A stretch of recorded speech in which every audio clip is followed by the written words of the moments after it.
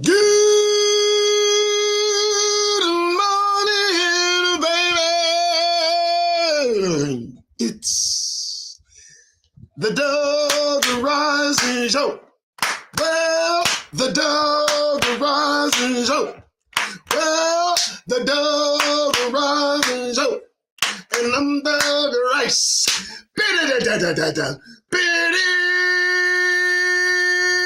Yeah, baby, Monday morning.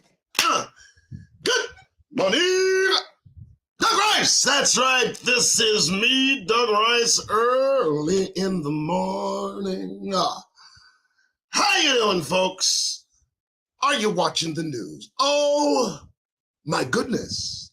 Every second that ticks by is a gift from Almighty God as he holds back the whirlwind of war. I just wanted to say that. How you doing this morning? 7:01 in the morning. You know, I'm not scared. I'm really not. I'm just reporting the news, giving a narrative, giving my opinion, running my mouth. Hey, listen to me, folks. They are not consulting Negroes about a goddamn thing. Now, you hear me when I talk, all right, folks? All right, listen. Anybody talk to you about what's going on? No. Anybody approached you about world events and asked your Negro opinion? Of course not. No. They expected us not to be able to read. Let me just tell you this, folks. If they'd had their druthers, if you will, they would have preferred that Negroes stayed as ignorant as possible. Reading. Let me just tell you something, folks. I need you to frame this in your mental just for a little bit of experimental machinations. Let it ring. Listen. The penalty for teaching a Negro how to read was the cost of your life. Do you know what I mean? How imperative was it for us to be ignorant? That's where I'm leading. And so there will be much upon this show that I will be reading. All right, how you doing? I had to lay in there, land on that. Look, folks, it's getting bad everywhere, right here even especially. And I now rely solely on my brethren and sisters for the support of this effort. In order for me to continue to do this, I need help. And the help that will only come from my family, my brothers and my sisters, you who listen to me. So here's what I need you to do. I need you to share this show everywhere you know to share something. I need it on every platform. I need every one of your friends, your Twitter, your Instagram, your TikTok. And by the way, they canceled the TikTok account today. And I am glad that it went away. TikTok was never reliable, folks. I stopped doing TikTok lives because they could just cut you. And you know, they don't like what I'm talking about. And this is why I need your support. So if you would please, if you could heed those links that you may see right down below, and try as you might, please try to support the Doug Rice Show. And you know, Venmo works, Cash App works. I don't know about Fundly or Patreon, but if you get some money to me, I will try my best to look into those. As far as the rest, those are the best of those. How you doing, folks? So you're watching the news. You know they're on the precipice of invading. And I say more or less they are on the precipice of evading. Now, I shared a video that they muted on TikTok yesterday, shortly before they shut down my TikTok account. And the 1 minute, I believe 10-second narrative was concerning the effects of the IDF, the Israeli army, in actual combat, as reported by their own generals. And listen, it's not good, okay? How they perform under fire is not good. And you can take a look at the short, check out my other social media platforms. I'm sure Katrina will send you the links and usernames. You can take a look for yourself. And it's it's a sad insight into what is becoming a growing and very dangerous conflict for the entire earth. But again, as I stated, it's not about fear. It's about not only caution, but observance. It's about attentiveness, about keeping your Negro eye on the ball and making sure that your mental don't stall, because they're offering every kind of offense that they can to stop you right where you stand. And I mean that. They don't want forward progress in this endeavor. They'd rather that you smile, dance, and act clever. And I don't apologize for not singing, not dancing, not shucking, not jiving. Don't do any of that bull nonsense conniving. I am a conscious, woke Negro and will forever remain so. And I recommend that you also toe the hoe, or road to toe, or however you want to end it. All right, folks, look, Valley of the Dry Bones. Valley of the Dry Bones, all attentiveness, and I got to say, to Tiao Ministries, Brother Yacoba, Brother Teao, Dante Fortson, those three ministers are key and intricate to the development of this show. I will say that again, and then I got to go. No, I'm just kidding. And I say that all with all candor. I give them the credit for having this as something I do. And I try to do it every gum day, and I do it just for you. Oh, no, I didn't. It's 7:07 in the morning. 7:08, 10:16. It's October 16th. We're careening toward the end of the year, but will we make it? That's what I need to hear. Will we make it to the end of the year? They are, again, moving toward an invasion, and I still think that it's more of a trying to evade, not invade, but evade any conflict. But this publication, Valley of the Dry Bones, I got to tell you, Rudolphf R. Windsor, and let me get this out of the way because I know it was a point of contention between myself and my wonderful moderator, Katrina, who is manning the doors. Please do not get out of sorts, because I'll feel sorry for you and yours. She is brutal in her demand for discipline in the chat room, so maintain. Valley of the Dry Bones, conditions that face Black people in America, Rudolphf R. Windsor. Now, I want to establish that Rudolph is spelled on the book cover with an F at the end, not typically seen. So we did not amend the typing, you see. It is not a typo. It is correct, though. And so we go. And illustrated by L. Hagan, The Living Dead, which I suppose the name of this illustration would be The Living Dead, as we can take a look at that, as I've read. The Valley of the Dry Bones. And there we see what looks to be a prophet with a stick over his head. It looks like he's breaking the stick almost. Looks like it's in two, or he's lifting two sticks. We'll get to it. I recommend this publication. Now, I do have this, but I always and will always highly recommend and prefer that you get these publications under the correct conditions. However, as a Negro that is for Negroes, with Negroes only, if you ask me for this publication, I will not say no.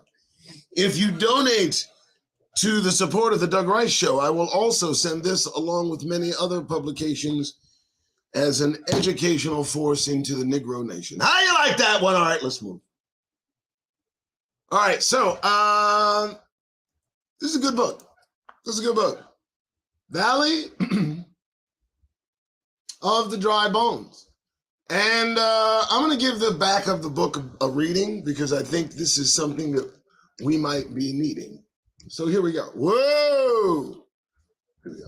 Valley of the Dry Bones, The Conditions That Face Black People in America by Rudolphf, with an F at the end, R. Windsor, illustrated by L. Hagon. Valley of the Dry Bones, The Conditions That Face Black People in America by Rudolphf Windsor is a fascinating compilation of history, anthropology, science, and theology. In clear, limpid prose, Windsor tells the history of the Black people from biblical times until today.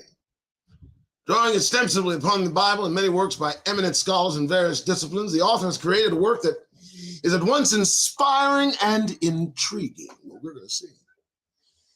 He seeks to prove that the Black people, more properly called Black Israelites, more even properly called Negroes, are truly God's chosen people, and as such should become more aware of their heritage. And we're going to stop there because it's true. We don't have to read the whole thing because we knew. So, interesting. We're going to continue, move forward, because the book has some very, a whole bunch of chapters. So here we go. So there's Mr. Windsor. Now, again, in this we see that his name is not spelled with an F.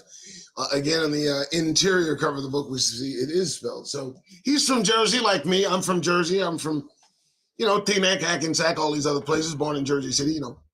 We're crazy. We're out of our minds, right? Okay, we're one of a kind, right? Moving on.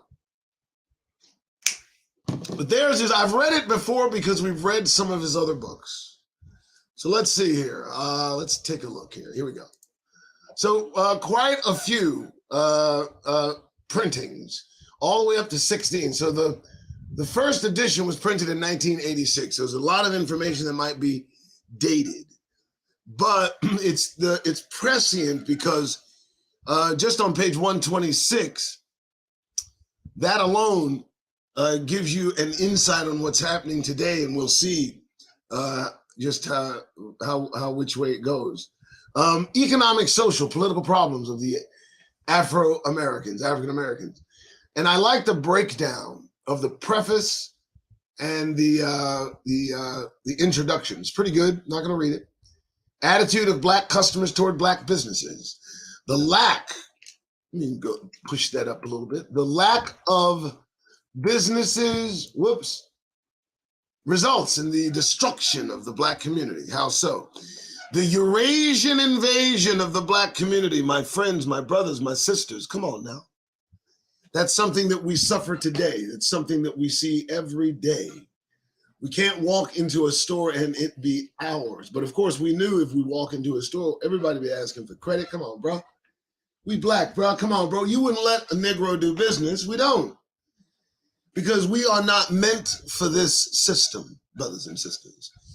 It is not a retardation on the part of Negroes that cannot succeed within the confines of this combined caucasity. This is a spiritual infection in connection with our curse. And I can tell you, we'll never make it no matter how we might rehearse. Not here.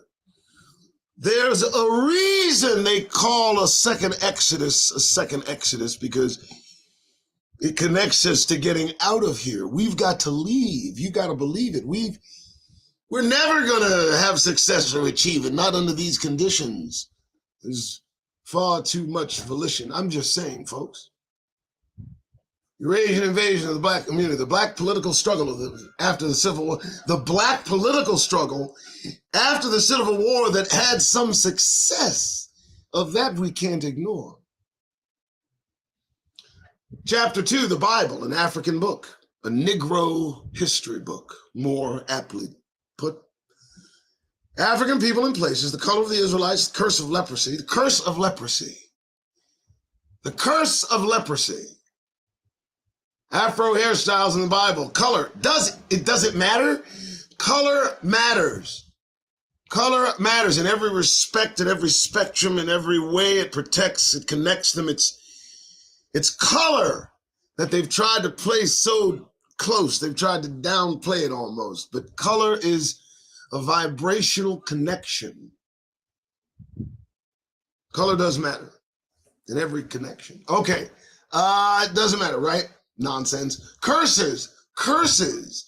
This, folks, relates to those verses. Worldwide dispersal, biological or physical curses. We've been through that. Economic curses, the curses of loss of identity. Who took our identity? If we lost it, somebody found it. If somebody's found it, somebody's used it, because our identity is extremely valuable. If you don't think our identity is valuable, look what our identity has done for the Ashkenazi European that now fights to hold on to that identity at any cost. And there is reasoning behind that fight, a point I've not lost, and we'll go into that. Psychological curses, we've been through those verses. The Miami race riot, we've not seen that, we'll try it. How to get unity and power. Well, I've only got about an hour, but we'll see. The resurrection of a dead nation. Is there a white Jewish racism? Is there a white Jewish racism? Is there a Negro placism? The Sephardim or Afro-Asian Israelites, destruction of the Afro-Asian Israelites, the white Jews versus the black Israelites, controversy. Who are the Falashas, the Ethiopian black Jews? Zionist racism against the black Jews of Ethiopia. Andrew Young versus the white Jews, two Israeli societies, the unity of Jews and Israelites. That's chapter 4. But yet and still there's more. World War III. Listen to this. Please listen to me. This I'll focus on so we can see. World War III and its secret cause. This is where we're going to take a brief pause. Judgment of the Lord. The Russian invasion of the Middle East, Eastern Europe. The Russian invasion of the Middle East, Eastern Europe, the Northern Army or Bloc, Persia, Iran, Africans, Russian domination of the Islamic States, the nature of the Russian armed forces, salvation is of the Jews, Israelites, and then the bibliography. All right. So, let me tell you how this is going to go. We're going to start on chapter 5. The reason we're going to start on chapter 5 is to keep hope alive. I'm just joking. We're going to start on chapter 5 because it's more, I would say, current in its structure. So as I go there, what do you think? I mean, this book was written in 1986. It's been printed. It looks to be almost 16 times. So it seemed as though the book itself may have to be put back on the shelf. I'll tell you why, because it doesn't go all the way to chapter 5. Well, I'll be. Oh, there it is. It goes in reverse. So we'll still see. All right, so how you doing again, folks? My name is Doug Rice. Welcome to the Doug Rice Show. I do thank you for listening. And this will not be the first time or the last time that you hear me today. I have another show that will be on the way, and this will be, of course, a surprise to Detrina, who, sometimes isn't kept up to speed. But I've got to make sure in this Her I Read. Yeah, I got to do this full time now. I am driven to do this. This is something I seem not to be able to stop. And the more I dig into the history of the folks who have been caused to cause the current problems that we've saw, let me put it like that, because I don't want anything to catch my craw. But since the 6th of January, 2021, that's the day everybody knows I came undone. I saw caucasity on the run, and it invaded the Capitol.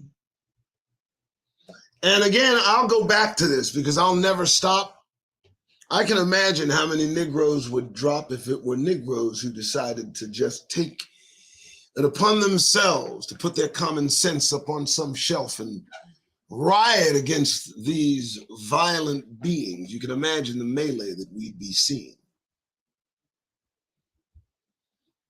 And so today, I'm going to get it on the way. I'm going to ask for your support nearly every damn day.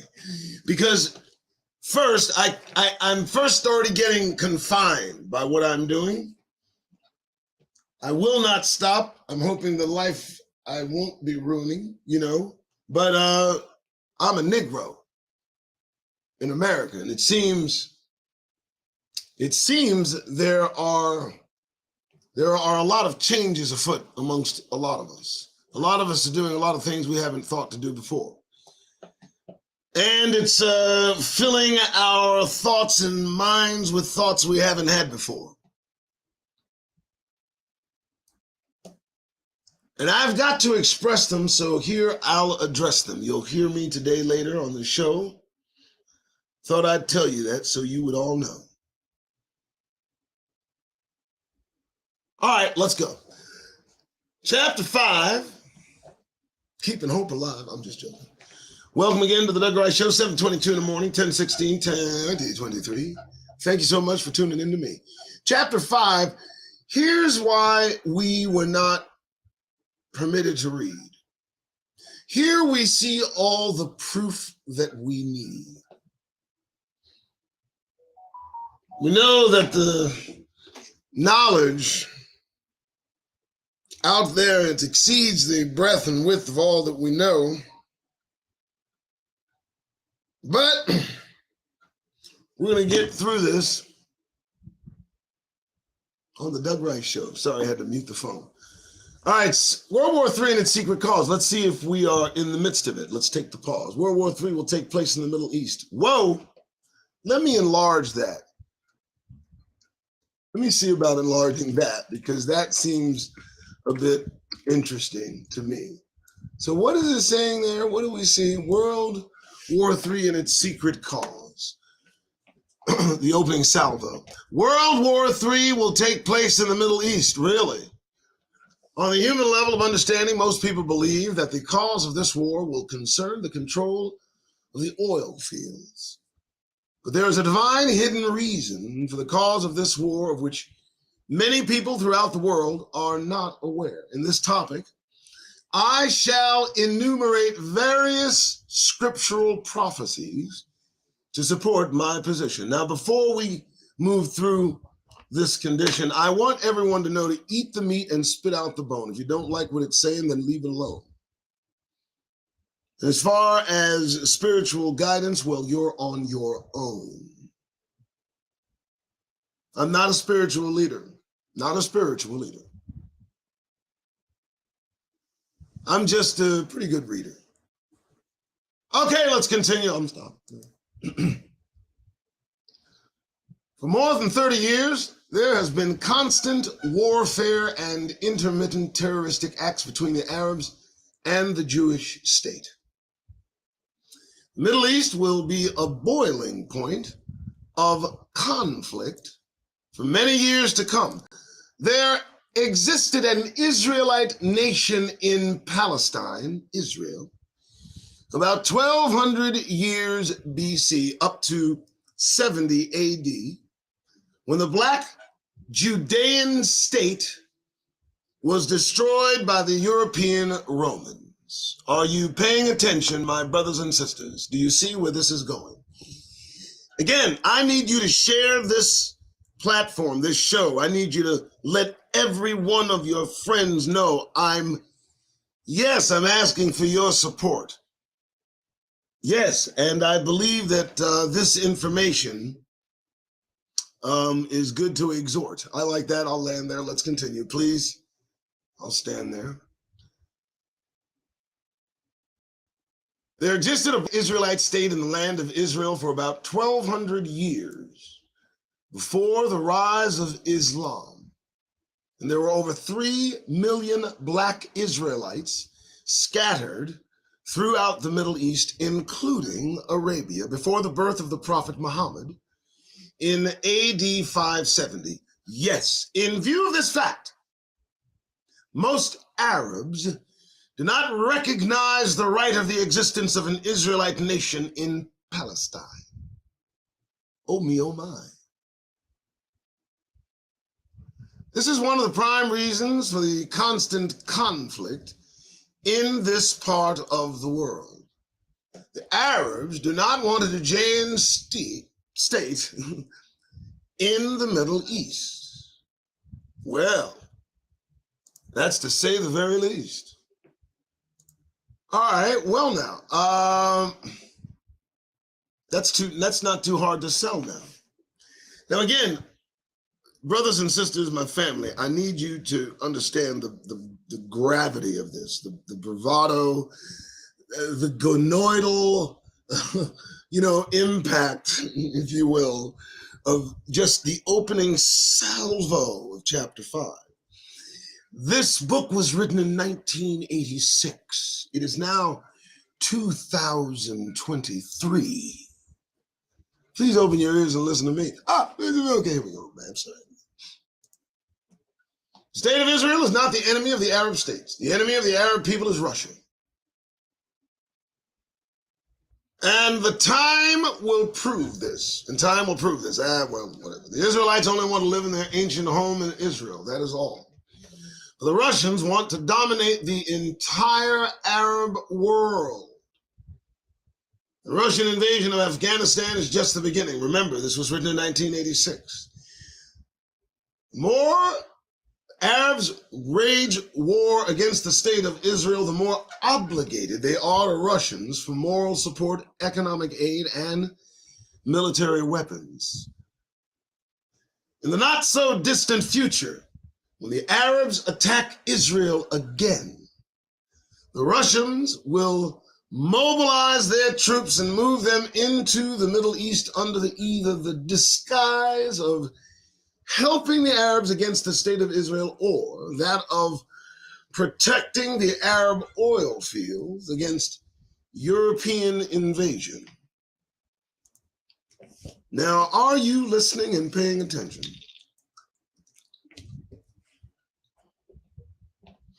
Brothers and sisters, I don't claim to be a prophet. Give me a break. I don't claim to be able to read the future. I'm not a seer. I don't do that nonsense, okay? I don't spout idiocy. I tell the truth. What I bring more are the receipts to make what I'm saying more complete. Again, share this, folks, and I need your support. Please give to the below links. I exhort. All right, here we go. I'm sorry. I'm just reading. I like this, though. This is some good stuff for the Doug Wright Show. Okay. In the not so distant future, I did that already, right? Okay. Eventually, the Russians will act like an occupying imperialist power, controlling the Arab states for her own interest. We shall deal with this subject more extensively later. Well, let's see if he's more in line with what's going on. We'll see. Now, in the first paragraph, I mentioned that there is a divine hidden reason for the cause of World War III. The Creator, God, seeks to summon the various nations to converge down in Palestine in order for them to destroy each other. What are they doing? Why does the divine Creator want to destroy the various nations? The answer is because of the multiplicity of crimes that some of the nations committed against the African Israelites. Speak it.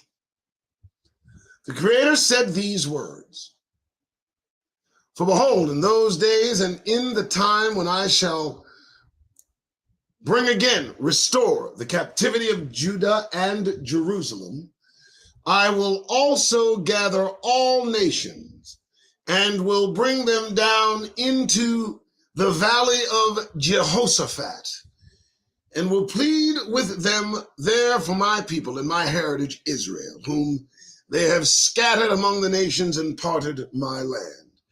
Joel chapter 3, verses 1 and 2. Now, let me explain this verse. What does it mean in those days and in that time? This means that the latter days, the future days, when the creator of the heavens and the earth will restore the Israelites to their own land after a protracted period of slavery and exile. This is one important point to remember. That is the fact that the restoration of the Israelites is not a one-day event, but a continuous process spanning decades. When I shall bring again the captivity of Judah and Jerusalem. Judah was the name of the last black Israelite state that existed during the time of the Babylonian, Persian, Greek, and Roman empires. Moreover, Jerusalem was the capital. The Judeans were captured and sold into slavery by three of the above-mentioned empires. America and Western Europe are racial and cultural extensions of the ancient Roman Empire. Furthermore, the United States and various other nations are guilty of seizing tens of thousands of black Israelites from the continent of Africa and selling them as slaves. Judah and Jerusalem refer mostly to the non-European or black Israelites of Asia, Africa, and the Americas. And there it is, staring you right in the face, the history of our rightful place. You know what? He said something at the beginning of that, and I think it's well worth repeating it. I'm going to get this out of the way too, because I don't like that. I don't like seeing it. All right. Listen to this again, folks, because this is important. This is very, very important. They're fighting over this property. Listen, there is one important point to remember, and I need you to listen. That is, and this is the important thing that we need to remember, that is the fact that the restoration of the Israelites is not a one-day event. That's a very important point. He wrote this in 1986. But a continuous process spanning decades.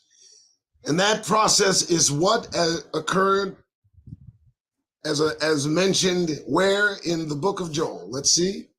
When I shall bring again the captivity of Judah and Jerusalem. Judah was the name of the last black Israelite state that existed during the time of the Babylonian, Persian, Greek, and Roman empires, those four empires. Moreover, Jerusalem was the capital, our capital. The Judeans were captured, we were captured, sold into slavery by three of the above-mentioned empires, and they are America, Western Europe, well, no. The above-mentioned empires, I'm going to assume would be, well, Persia, Greek, Roman, shit, how did all four of them out? We'll look into that.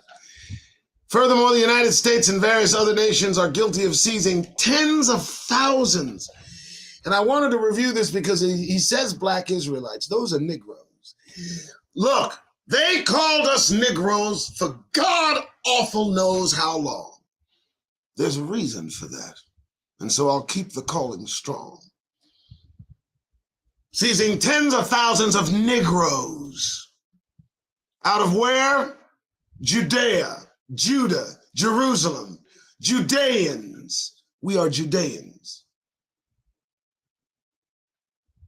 Judah and Jerusalem refer mostly to the non-European or black Israelites, Negroes of Asia, Africa, and the Americas.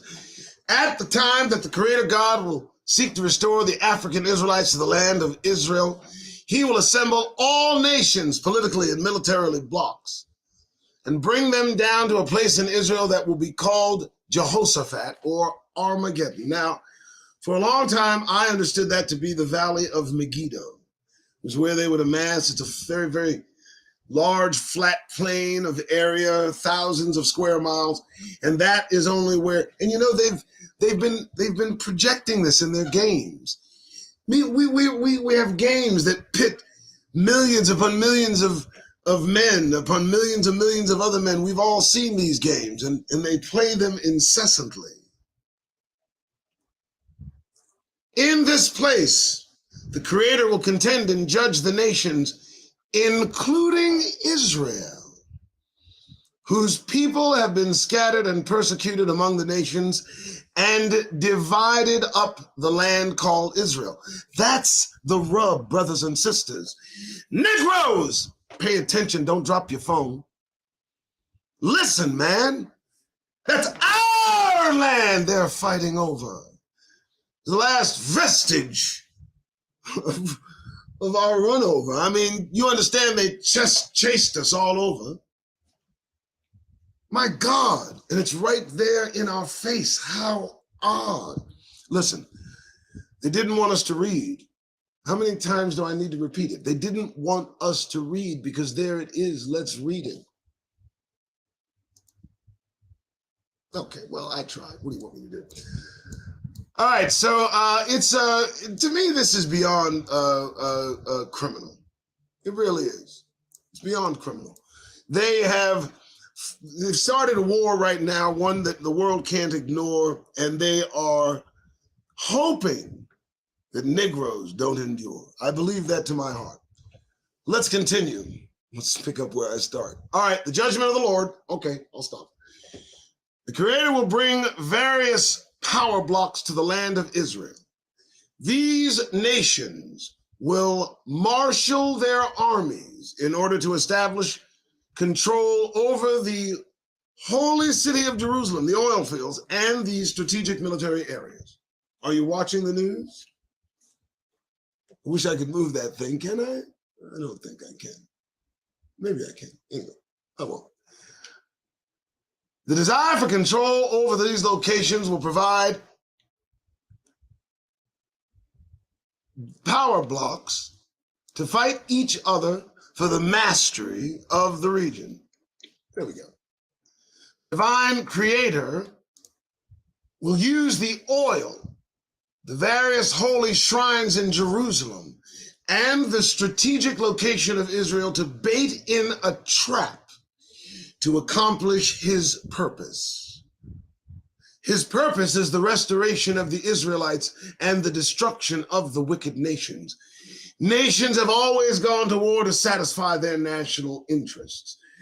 Ladies and gentlemen, I hope you understand the gravity of what we've just read. Look at the map. I can't turn it to the left, but look at the map. The Middle East, ancient tribes. If you turn your head just slightly to the side, no, I won't do that. I'll stop.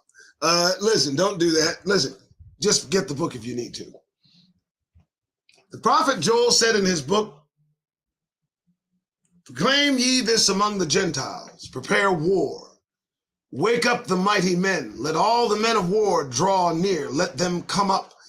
Beat your plowshares into swords. Let the weak say, I am strong." What does it mean to beat your plowshares? This sentence means convert your farming equipment into military weapons so that you can prepare for war. Today, most third world countries don't have running water piped into their homes, but their governments possess some of the most sophisticated weapons in their war arsenal. Yes, the first stage is set. The nations are preparing for war, not peace. The decision has gone forth from the Almighty God. Assemble yourselves and come, all ye heathen, and gather yourselves together round about near where? Jerusalem. Thither cause thy mighty ones to come down, O Lord. You know what? I'm going to stop right there. I'm going to stop right there for a minute, because there's a lot to unpack, and let's get in it. Whoa! Folks, this is written in 1986. This is written in 1986. I mean, what more can they put in the mix? This is current circumstances played out in the past, and there's no telling how long all this might last. And we better get to studying, and I mean studying fast. All right, let's just get to it. The mighty ones are the ministering angels of the Creator God. They will direct the war action at Armageddon and will bring about the destruction of the wicked. Moreover, the angel reassured Gideon that the Lord would be with him because the angel was permitted by the Creator to assist Gideon and direct the outcome of the battle. Judges says, let the heathen, non-Jew, be awakened and come up to the valley of Jehoshaphat, for there I will sit to judge all the heathen round about. Why land, how will God judge the nations that marshal their enemies at Jerusalem? I shall answer the why first. See, that's the why and how. Sorry about that. They have cast lots for my people and have given a boy for an harlot and sold a girl for wine, that they may drink. The children also of Judah and the children of Jerusalem have ye sold unto the Grecians, that ye might remove them far from their border. Now, let's put all of this in its proper order. Where do we see that happening, folks? Come on, folks. Just put aside the jokes. Here's what's happening. We are watching prophecy unfold in front of us all. And before it's all over, we will be restored to our rightful position as ambassadors to the heavenly kingdom of God Almighty. And it will not be done by our own hand. We will not be taken back to our land by our own efforts. I see this, folks. As you can see, they're doing everything they can to hold on to their position and not their land. And what's happening just ain't no joke. Next! Sorry about that. In the days of the prophet Joel, the ancient people of Lebanon, known as Zidonians and Palestinians, sold the Jews into slavery. Wherever the Judeans migrated, the Gentiles persecuted them. Well, here's the deal. And you know what? How I feel? You know, I'm digging on Prince Nassar. I thought he was a king, you know, but hey, it's just a thing. He said, you left here black. You came back white. We will never accept you. You remember that, right? Okay, let it connect you. Why didn't the king just say, we sold you black and you came back white? We know it's not you. We know it's not. That would have been so much more impactful, right? I mean, that would have been a little bit more. Okay, let's continue. How will the Lord judge the nations? We must be aware of the fact that there is no judgment without a sentence or punishment. The trial of the wicked is held in the heavenly court, but the sentence is meted out on earth. Many large opposing armies will converge in the Middle East for their own selfish interests. And there they will receive their sentence of destruction. The prophet Zechariah describes in vivid detail the most horrible destruction that the various nations will unleash on one another when God brings them against Jerusalem. And this shall be the plague wherewith the Lord will smite all people that have fought against Jerusalem. Their flesh shall consume away while they stand upon their feet, and their eyes shall consume away in the holes of their tongue. They shall consume away in their mouth. Hold on with the consumption. Wait now. Wait a minute. Just pause. Hold on for the cause. That describes a nuclear blast. And now I really don't know how long this will last. I mean, what are you talking about? What do you mean consume away as they stand on their feet? Their eyes shall consume away in their holes. What kind of story is this trying to? I mean, what? Come on now. You know what they're saying. And these folks over there, well, we know they ain't playing. Okay. What is this unusual kind of destruction that takes place while a man stands on his feet? Sorry, I didn't read ahead. In conventional warfare, a man shot or blown up by militaries and usually falls down almost immediately. On the other hand, the prophet Zechariah describes a destruction, a plague, consumption, a wasting away of the body that is worse than leprosy, smallpox, and gangrene combined, because the flesh and organs deteriorate and fall away as man is walking. The gruesome description indicated here can be nothing else but the results of the explosion of an atomic bomb causing the release of nuclear radiation. Well, who would have guessed that? I guess it was right in my face. And okay, let's find my place. And there is no hiding place on the surface of the earth for the nuclear fallout. The innocent, near and far, plagued by it. The scientists say there are two important facts about the nature of radiation. It cannot be detected by the human sense organs, and it is very difficult to block. Now, let me just pause right here before we get into what's next. So what are they saying there? They're talking back in 1986, this guy wrote a book referring to a writing back centuries ago that describes, dates that include 1896, 1911, 1948, and we're in the throes of prophecy right now, ladies and gentlemen. Folks, this is not a joke. My name is Doug Rice. This is the Doug Rice Show. I'm going to be going for as long as I can, for as long as my voice will stand, because first, I'm doing this now full time, so you get to hear more of my rhyme. And I would love it if you would show your support. I need it, for God's sake. Of that I'll extort? No, I'm not extorting. I'm just joking. Listen, this is the point you're missing. The support can only come from you, because I talk about, I talk about the Jew. I do, and I'm not going to stop, because I believe that I am forced in some way to do this. I cannot stop the flow of information, the giggle, the indication. There's no correlation between them and the Negro nation. Now we're going to go to the next part here, and it's going to be very, very interesting. I believe this is the page, I think it was 128 I had mentioned at the beginning. So here we go, and please stop that damn grinning. Yes! All right, the Russian invasion of the Middle East. Listen now.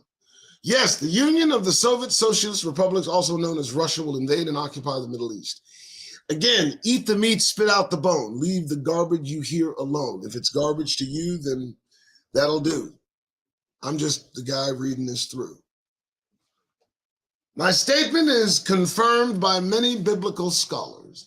Everyday biblical prophecy is being fulfilled before our very eyes. This fact lends itself to the authenticity of the Hebrew scriptures as one of the most inclusive and accurate holy books in existence. Now, let a multiplicity of evidence speak for itself.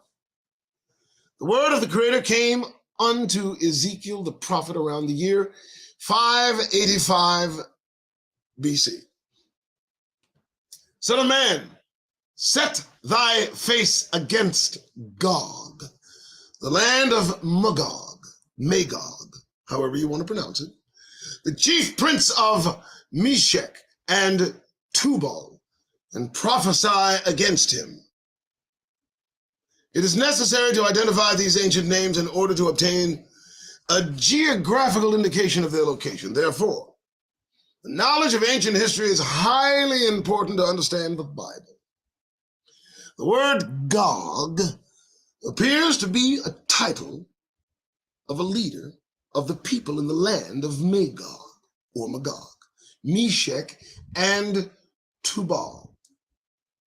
The latter three names are mentioned in Genesis chapter 10, verse 2, among the sons of Japheth.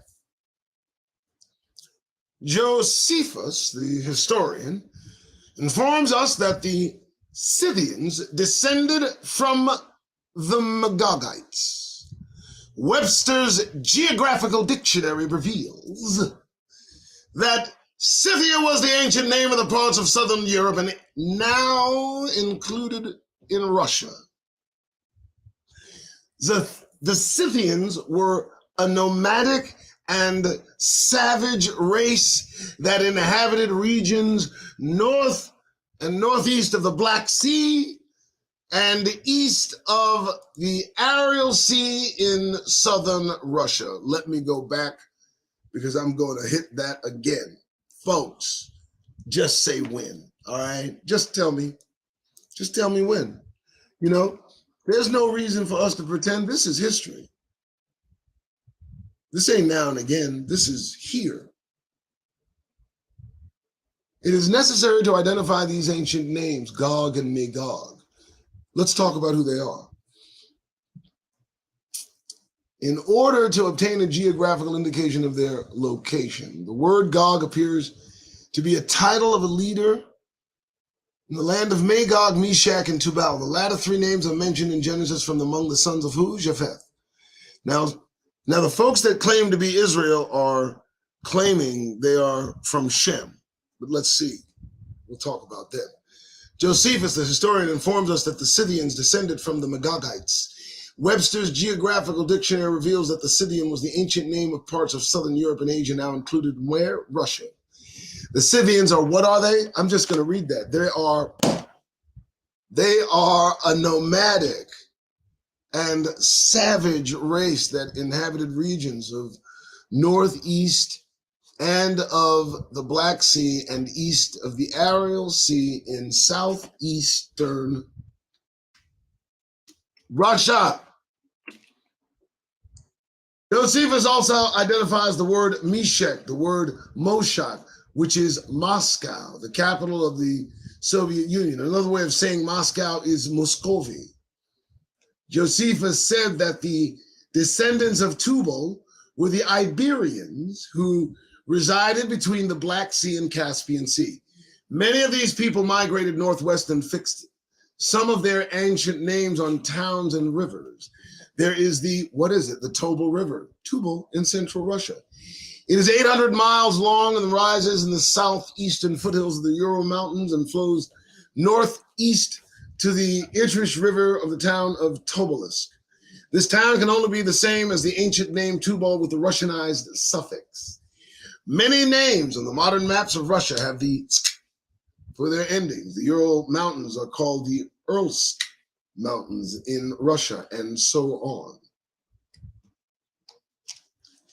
Before I conclude the explanation of this verse, I want to analyze the phrase chief of, which is found in Ezekiel 38:2. Chief prince of is a poor translation of the Hebrew word Nisi Rosh, which means prince of Rosh.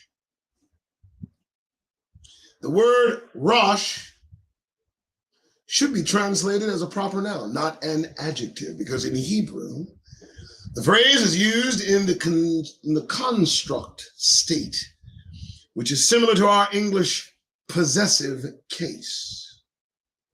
The correction is now rendered Nisi Rosh, Prince of Rosh, or Rus.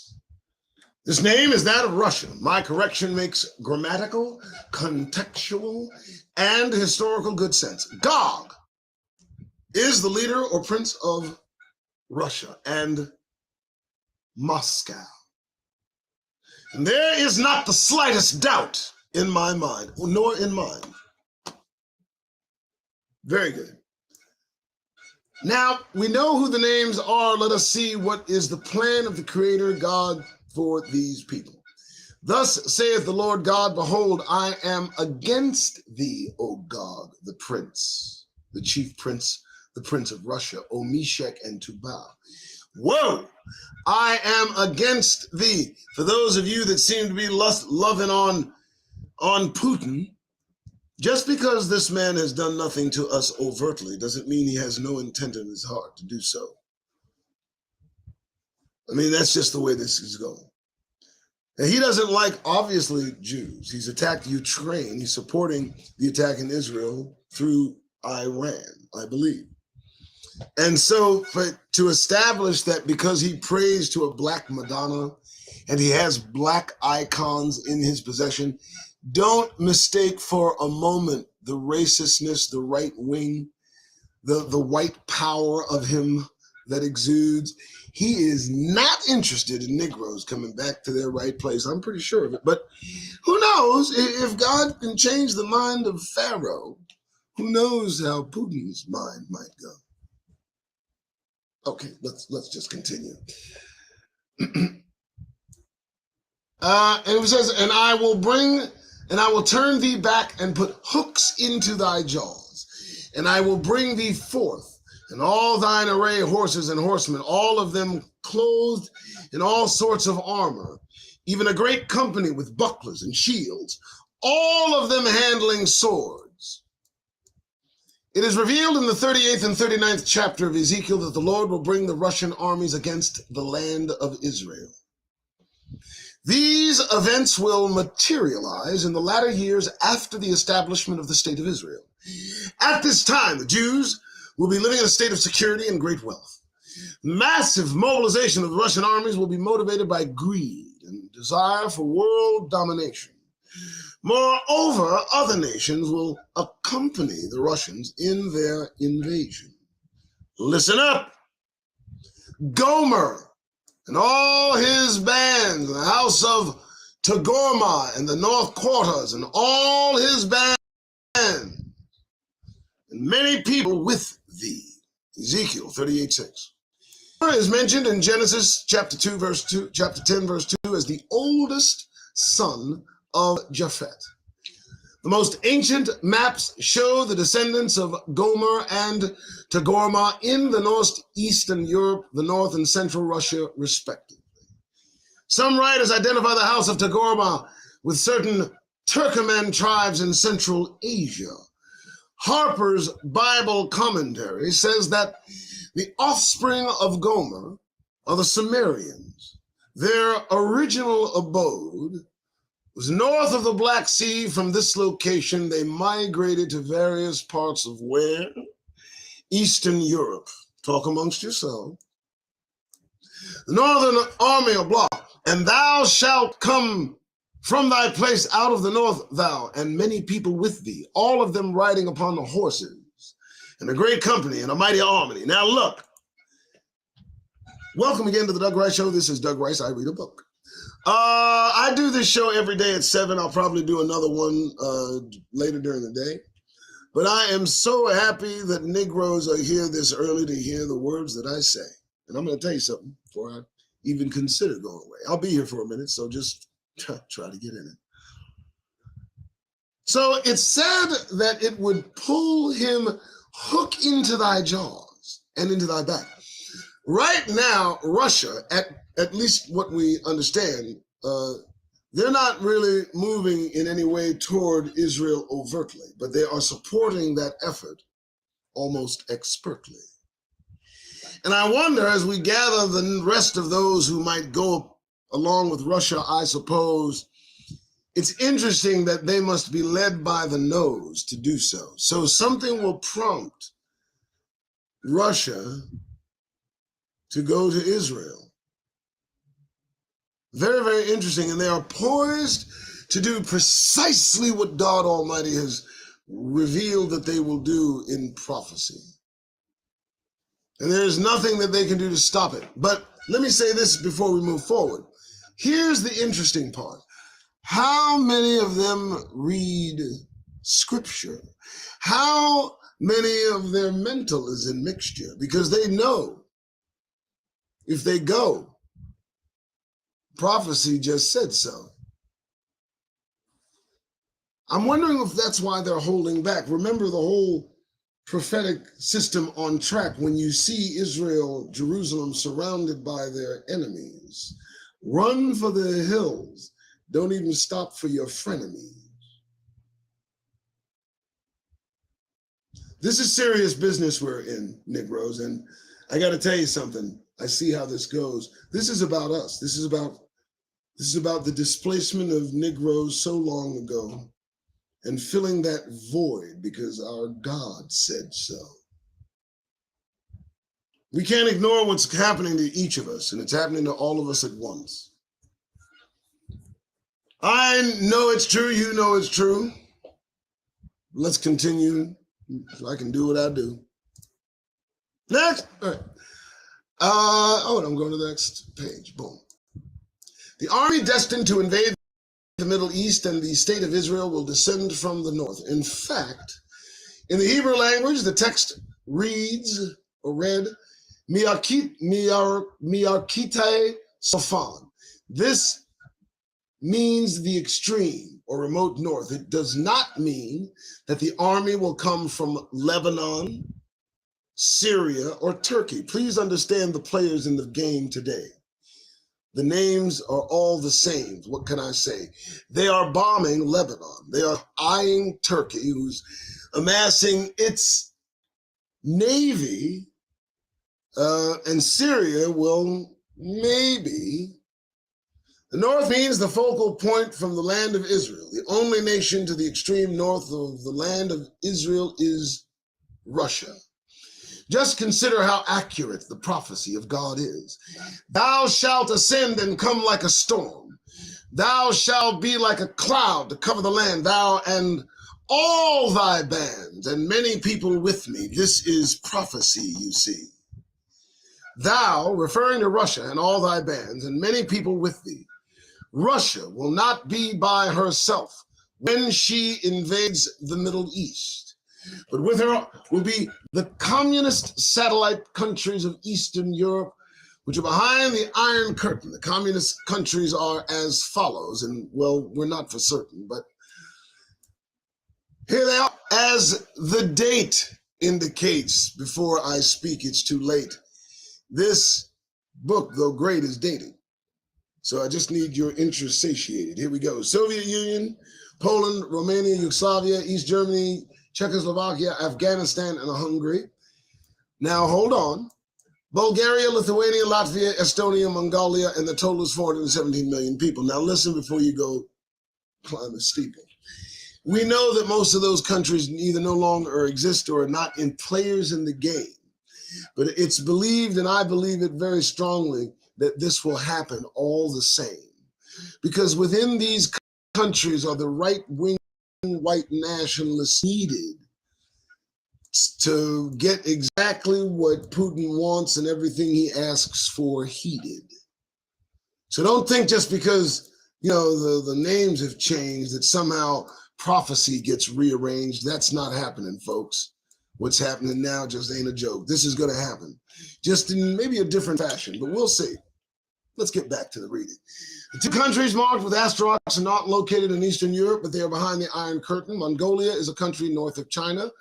With the advent of the 1911 Chinese Revolution, Mongolia, with the Russian backing, declared its independence. A Mongolian communist regime was established in July of 1921. Mongolia was sided with the Russians in the Sino-Russian dispute. The Mongolian-Soviet Mutual Assistance Pact was signed January 15th, 1966, and thousands of Soviet troops are based in the country. Tears were expended in the 1976 pact. Has that pact dissipated? Will they act? Mongolia has sided with the Russians in the Sino. Okay, we did that. Afghanistan. Now, Afghanistan is no longer an issue, but Afghanistan is filled with Arabs. All right? So we'll not read that. Now, let us return to Russia, the northern power and all thy bands. This Russian power and nation extend across two continents, Europe and Asia. Even in Asia, Russia is in the extreme north latitudes. The prophet Ezekiel said, and many people with thee. Now, that doesn't mean the current folks that are in the past countries. Well, reverse that. In fact, it might mean that exactly, if you're wondering. The prophet continues, thou shalt ascend and come like a storm. Thou shalt be like a cloud to cover the land. This means that when the Russians and her satellites mobilized their armies, navies, and air forces, they would put into the skies thousands of supersonic jets, troop transport planes, and helicopters. This is back then. Their airships are capable of firing missiles at tremendous speed, now going twice the speed of sound. The speed of these supersonic jets were so great that the prophet compared them to a storm. And their numbers were so numerous that the prophet compared them to the clouds that cover the lands. Listen, folks, these folks in the Soviet Union right now are dropping out of treaties that held their missile collection at bay. And all these treaties are going away. During World War II, I remember seeing many squadrons of airplanes flying over my hometown. There were so many of them that it seemed like a cloud that covered the ground. Also, they produced a shadow by blocking the sunlight. Today, naturally, they have tens of thousands of jets in their communist countries. Imagine what the sky will look like in the impending invasion of the Middle East. Now we're going to get a little bit more current. Persia, Iran. There are other nations who will be allied with the Russians when they invade Israel and the Middle East. Persia, with one of them, all of them with shield and helmet. Here we get very current. The ancient name Persia was changed to the name Iran on March 22nd, 1935. Iran will fall behind the communist Iron Curtain in the near future. Well, they've fallen behind a more Islamic curtain, but they are friends with Russia. It is in prophecy. But if they are in league with Russia, if Russia supports Iran in any way, then let's say they become under the umbrella, not the curtain of Russia. A communist government may take over at any time. Back then, that's what they thought. In fact, parts of Iranian territory are already behind the Iron Curtain. In 1857, the British severed the region known as Afghanistan from Iran. And as I've mentioned earlier, the Russians dispatched about 100,000 troops into Afghanistan in December of 1979. They lost that war. Well, it's on my mind. Not only are the Russians stationed on the northern border of Iran, but with their presence in Afghanistan no longer, they are poised on Iran's eastern border, but they are friendly today. When Iran falls behind the Iron Curtain or partners with Russia in any sense of the word against Israel, another 37 million people, at this date 44, will be added to the communists before he finishes this book. Incidentally, some African nations will be allied with the Russians. Now, folks, we know that Africa is a friend of Russia. We know that the new leadership, the 35-year-old, he is a friend of Putin. Here we go. Africans, Ethiopia, and Libya with them, all of them with shields and helmet. Now, does that mean physically, or perhaps their attitude, their intent, the bravado? Maybe that's what he meant. There is every reason to believe that the various African tribes descended from those of Libya and Ethiopia in ancient times. In fact, on maps of Africa that were drawn up by Europeans during the Middle Ages, all of Africa was called Ethiopia. Did you know that? So, all of Africa was called Ethiopia, and Ethiopia is a country of Jews. And those Jews we know are us. We know that that is who they are talking about. The cradle of civilization, the center of Africa, was always not a desert. They used to name the very center of it Negro land, where Mali is today. And this is me talking, not what he has to say. Next time I'll turn off the page. All right.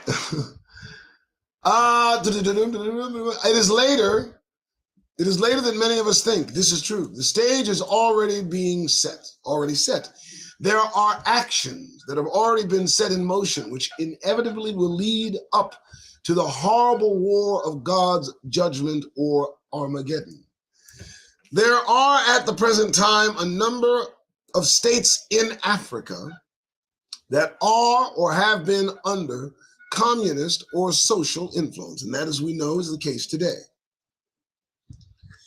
After the Arab-Israeli War of 1967, Egypt received military and economic aid from the USSR. It was estimated in 1971 that there were 19,000 or more Soviet military personnel in Egypt. In July of 1972, President Anwar Sadat, murdered, ordered most of Boom. The recently in the rebellion, wait a minute, did I go somewhere? Wait, let me move somewhere. Most of the, watch, rectly in the rebellion, save certain groups, would have all their rights and properties. That ain't me, that's the writing. Except the ownership of the slaves, restored to them upon taking a loyalty pledge. Oh my goodness, it jumps crazily on me. My apologies, folks, I did not put this book together. Russians to leave, there we go. They complied. Nevertheless, I got to remember that on the next show. Nevertheless, some military shipments were continued. During the 1973 Yom Kippur War, Egypt received a military airlift from Russia. Mali is where Negro land is, I believe. In 1968, a coup ended the socialist regime. Mozambique, when the government took over after 1974, the Maoist president, Samora Machel, promised a gradual transition to a communist system.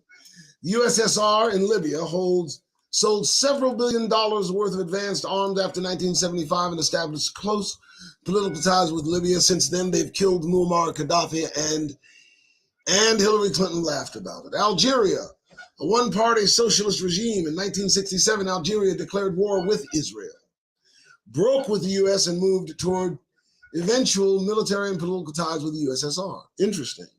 Angola, the Soviet-backed popular movement, rules the country. There were 15,000 Cuban troops and massive Soviet aid that helped the popular movement win the battles against the National Union, which was backed by the United States and South Africa. Ethiopia, now this nation is a one-party socialist state. I don't know what it is now. Just say that before it's too late. With close ties to Russia, that may be true still. Relations with the United States have deteriorated. As a result, cooperation accords were signed with the USSR in 1978, 77. In 78, the Soviet advisors and 20,000 communist Cuban troops helped Ethiopia defeat Somali rebels. The trend is set, and the nations are moving in the direction of the prophecy of God said they would move. Back then, Libya and Ethiopia have already moved, as you can see, in this direction. And the rest of Africa will follow as events unfold. Now, let me just tell you what else I've been told. You read in the news right now that Africa as a whole is an anti-Western state, and it shows. And they give high praise to Putin, and low praise to, our president. Because, dear God, I don't even believe he's mentally resident. No, and you see what back then has done to the minds of the men in Africa today. And we also see that there's a Soviet or a communist sway. At least that's what I hear them say, okay? So this book, though written in 1986, seems to be well worth a read because it's still in the mix. Again, my name is Doug Rice. Thank you for the show. I'm going to see how long I might go. I'm going to go for a while because this is going to be my style. I'm going to do this. I need your support, folks. I need as much as you might offer, and I will offer in return PDFs and more of this reading so that we all might learn. There's no other way to say it. In order for me to make it, I have to depend on my brothers and sisters who listen. And so I'll be doing a show later on today, more likely a couple of shows every day, and we'll just keep it that way. And we'll see how many people that support me that hear what I say. Okay, we can go back to it if you want. I'm sorry, I was on a roll. Here we go. Some of you are probably wondering why some African states would want to turn communist. Obviously, the answers are poverty, greed, racism, and colonialism. I shall give an indication of the course of the African states, give you an indication of the course of the African states will take by stating this fact. When Egypt attacked Israel, who was supported by the United States and other Western powers, in the 1973 war, most African states broke diplomatic relations with Israel, with the state of Israel. It seems highly likely that in any war in which Russia and the Arabs are against Israel and Western Europe, the Africans will be the Confederates of Russia. And doesn't it seem or appear that that's what's happening today? It almost looks like there's a tide turning, and it's going that way. Russian domination of the Islamic states. Before the Russians attacked the state of Israel, an African Arab bloc of confederate nations will strike against the Israelis. Well, my goodness. Are we deep in prophecy? This again, the book's written in 1986, folks. I mean, it's a time when even then it wasn't no joke, but they just almost prophetically called from the past. It's interesting because things will move fast. Because the issues of the Palestinians, the West Bank, and Jerusalem will appear unsolvable. Moreover, the entire area is being inundated with devastating weapons, and the extremists are gaining control on both sides. We see this right before our eyes. There'll also be horrible, horrible consequences unleashed on mankind. This African Arab bloc will fall under the leadership of the King of the South. Read the words of Daniel 11:40. And at the time of the end shall the King of the South push at him. Who is the King of the South? Remember, I told you that the focal point of direction is determined from the land of Israel, and geographically, Egypt is south of Israel.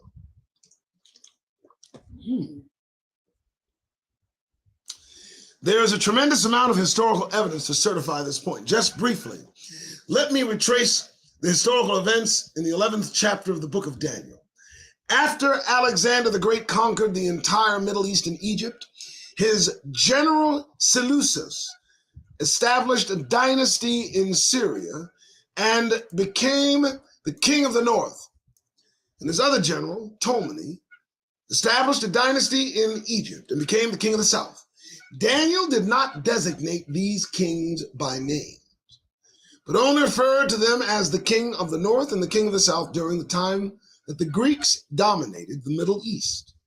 You can read about the details and events of this period in the writings of Josephus and the books of the Apocrypha.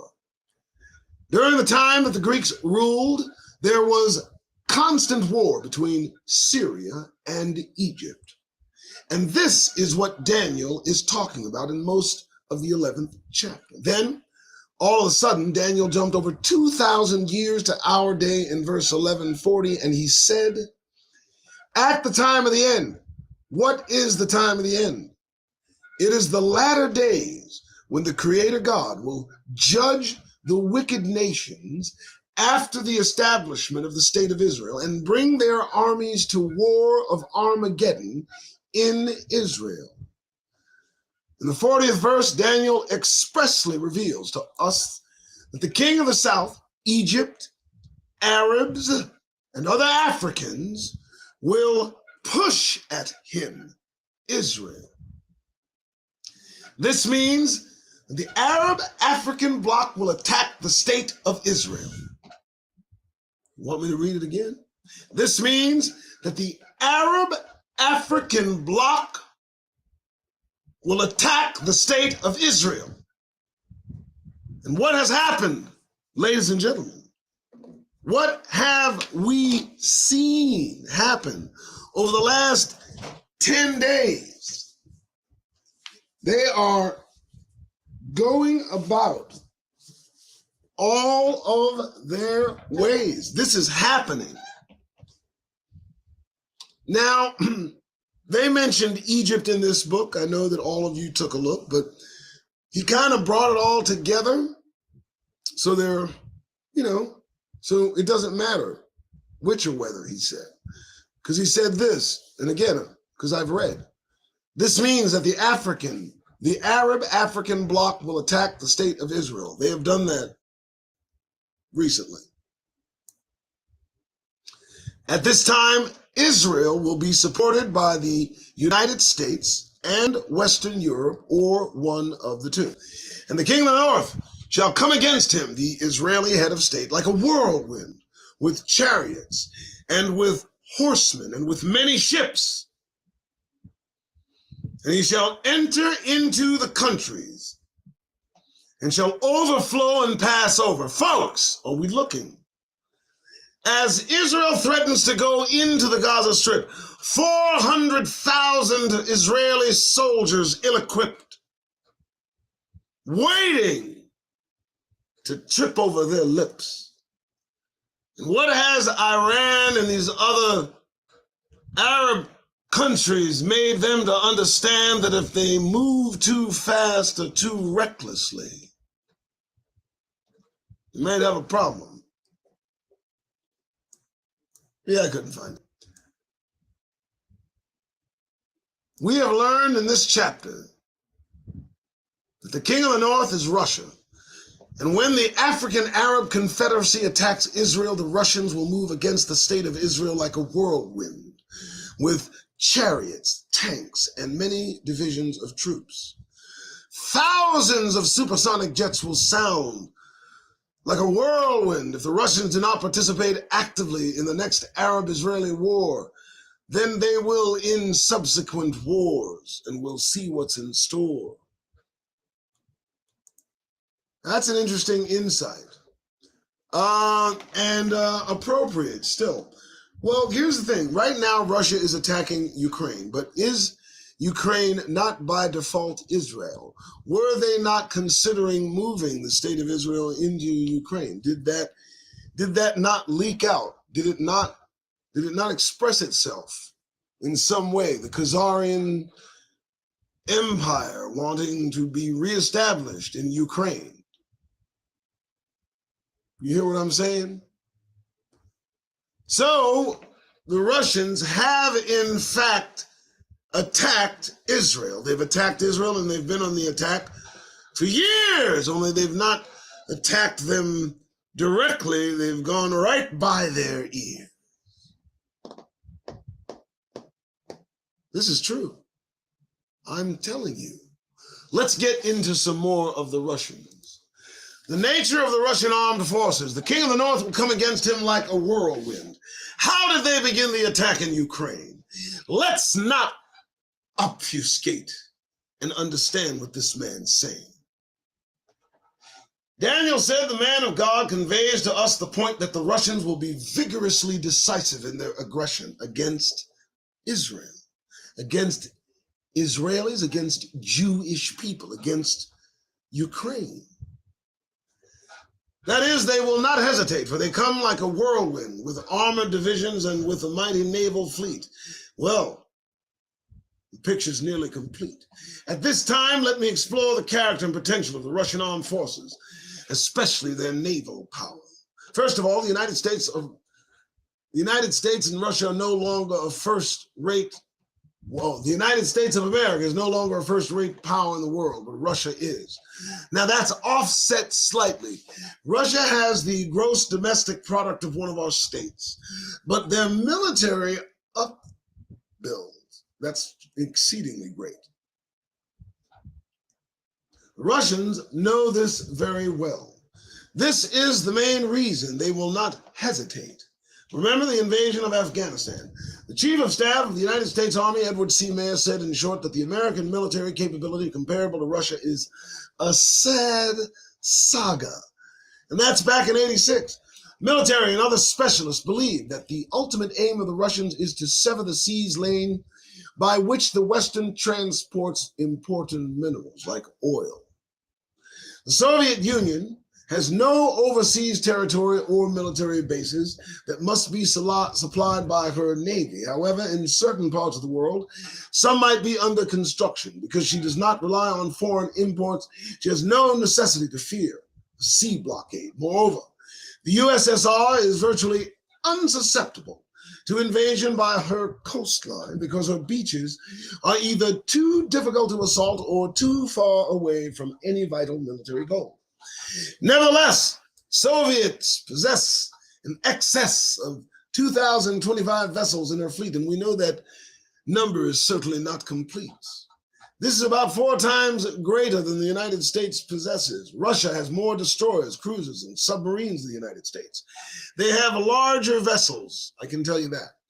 The Russian vessels at this time are more heavily armed, generally faster, and the Russians use a larger quantity of short-range missiles on their assault ships.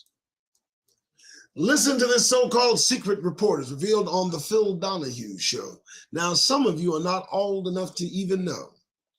In April 1981, by Congressman Clarence Long, a Democrat from Maryland, he said, "The United States is behind the Russians in every category.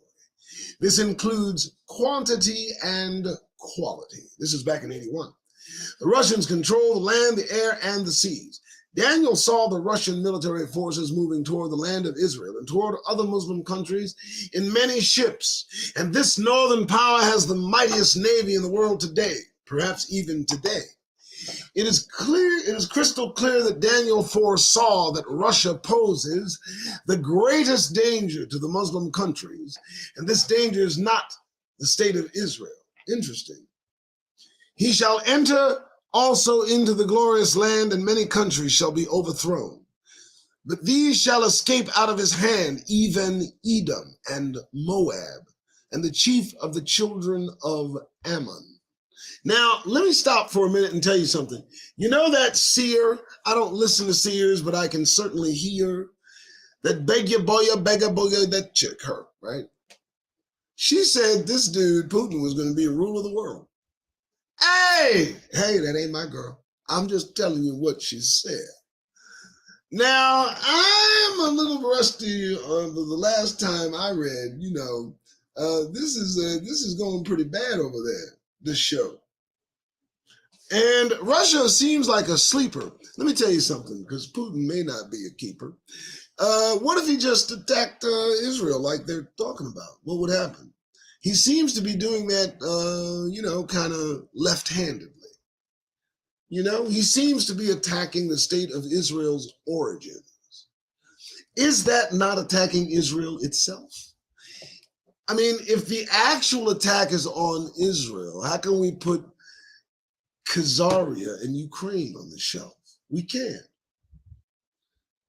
So he's attacking Ukraine, he's assisting or supporting, or he is enjoining in the cheering on of the Muslim world. Okay. And I don't know if we should count what he's doing as attacking Ukrainians as attacking Israel, but I just wanted to mention that. It's a very interesting parallel. All right, I got me to sell. In the latter part of the 40th verse, Daniel said, Russia, yeah, we did that, right? No? With the invasion of the Muslim country of Afghanistan, I'll read this to him. In the latter part of the 40th verse, Daniel said that Russia would enter into the countries and shall overflow and pass over.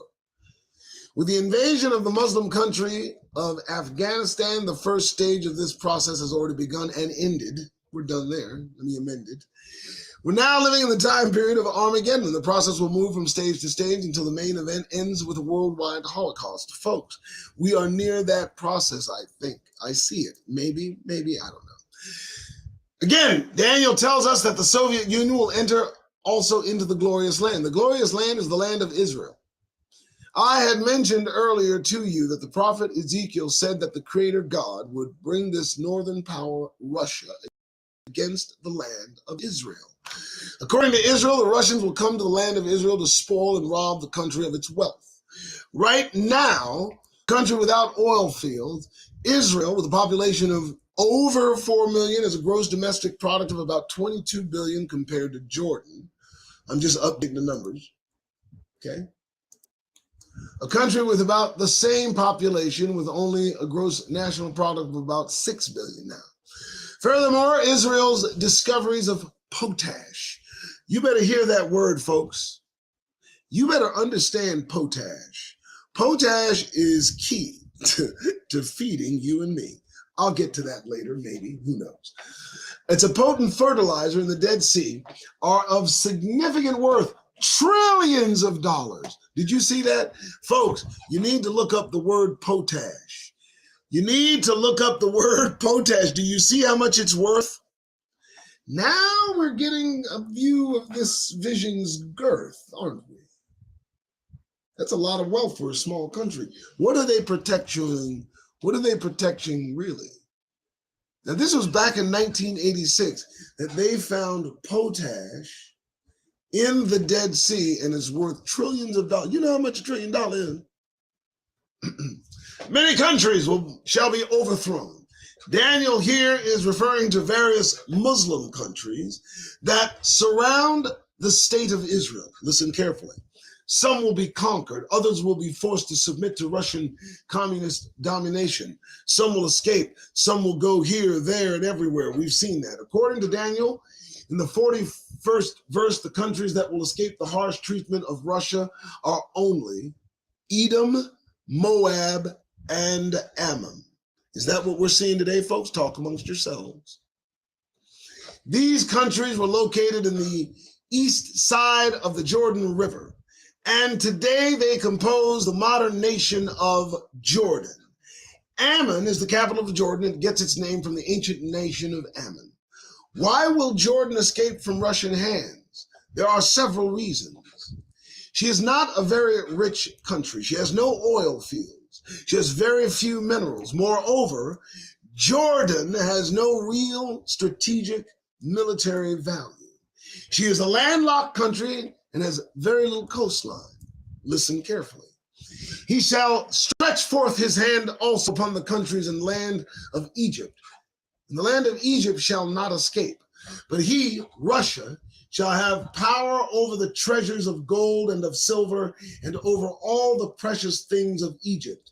And the Libyans and the Ethiopians shall be at his steps. Listen carefully, folks. Listen, man. Russia's down there making friends right now. Russia's shaking hands, and how? Putin's in black faces, invading and intersecting in African spaces. There's nowhere you look, you don't see Russian places. This is real. This man is at the heel of Africans trying to cop a field. And like David Copperfield, this magician might be able to turn the ignition and set off what we might be looking as an op. Listen, folks, don't let the mic drop. Now, you hear me carefully. Donald Trump was a Russian operation. Yes, I'm going to say it right now. Let me take a pause for the cause. Donald Trump was an operation, a put together Russian op. Oh my God, my jaw might drop. Let's talk about Putin. Let's talk about this Russian Putin. Whoa. Hey man, this guy came from the GRU, the GRU. I mean, Russia, Moscow, when you knew Moscow as the USSR, they had several intelligence agencies. I know because I was in the military. And you didn't just have to deal with all the governmental nonsense. And they didn't just have their typical CIA counterpart. They had something called the GRU, which was a specialized unit. And this guy, Putin, let me tell you what he was trained to do. Putin was trained to develop assets. Now, y'all take some notes, because this is this is going to connect to what I've been reading. Putin's job was to connect and develop assets. And I'm going to tell you right now, Melania Trump is a red sparrow. Melania Trump was put on Donald Trump after his visit to Russia. She is a Slavic operative, and those cold eyes mean business. She will put you down like a sick animal. And this is not a fucking joke. I'm telling you this. Melania, if you've ever seen the movie, okay, A Red Sparrow, Jennifer Lawrence, go look at it, because basically it's Melania's biography. That's what it is. Just, they're trying to tell you right in plain sight. I'm not a conspiracy theorist. Trust me. So Melania's put on him after Trump's caught on tape peeing on women. That's a happening thing. He has his own tapes of people. This guy Putin has taught Trump a few things about how to blackmail people, which is why Trump has the GOP by the gonads. Now let me fast forward, not go too fast. How do we know what we've now seen on this show isn't an op itself?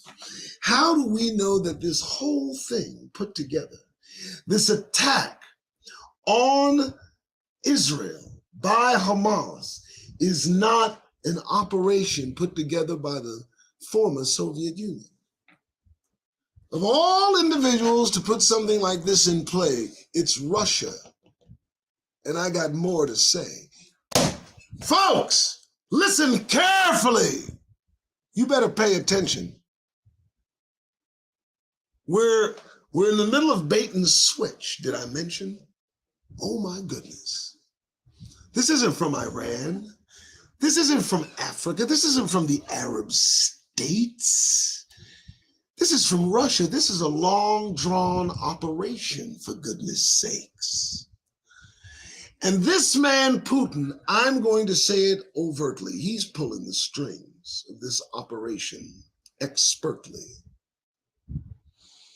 It makes perfect sense. It aligns with prophecy. We've read the book. You've heard me read. It's going to come out too. It's going to come out. There's no other way that prophecy can be fulfilled.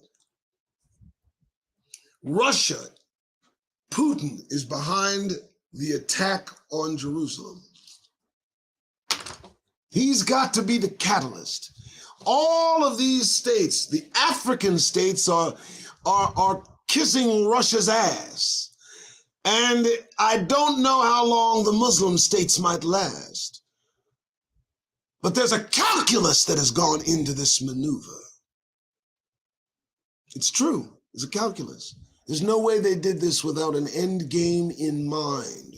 We're not talking about the devious kind. And we are, folks. Right down, we've cut it in the middle together. It's Russia that's put this all together. That's what's happening. All right, let's get back to it because there's more fact to it. Let's do it. Hopefully I can still read. All right, so although Jordan escapes the cruel hands of Russia, Egypt, we already did that. Why is it that Daniel sings? Oh, here we go. Why is it that Daniel singles out the Muslim country of Egypt? The heart and nerve center of the Arab world is Egypt. She has the largest Arab-speaking population, over 40 million. Anyone that has a little knowledge of geography and history would recognize the fact that any Russian control of the Middle East would be predicated on the domination of Egypt. Now, that's interesting. I don't know if that might come to pass, but we'll see again how long this lasts. So when Egypt falls to the Russians, they will have complete control over the economy, commerce, and destiny of Egypt. The economy of a country is a people's lifeline. Daniel says that he, Russia, shall have power over the treasures of gold and silver and over all the precious things of Egypt. I'm going to say again, folks, he may not be in Egypt proper, and that's what we call when a place is where you are actually at.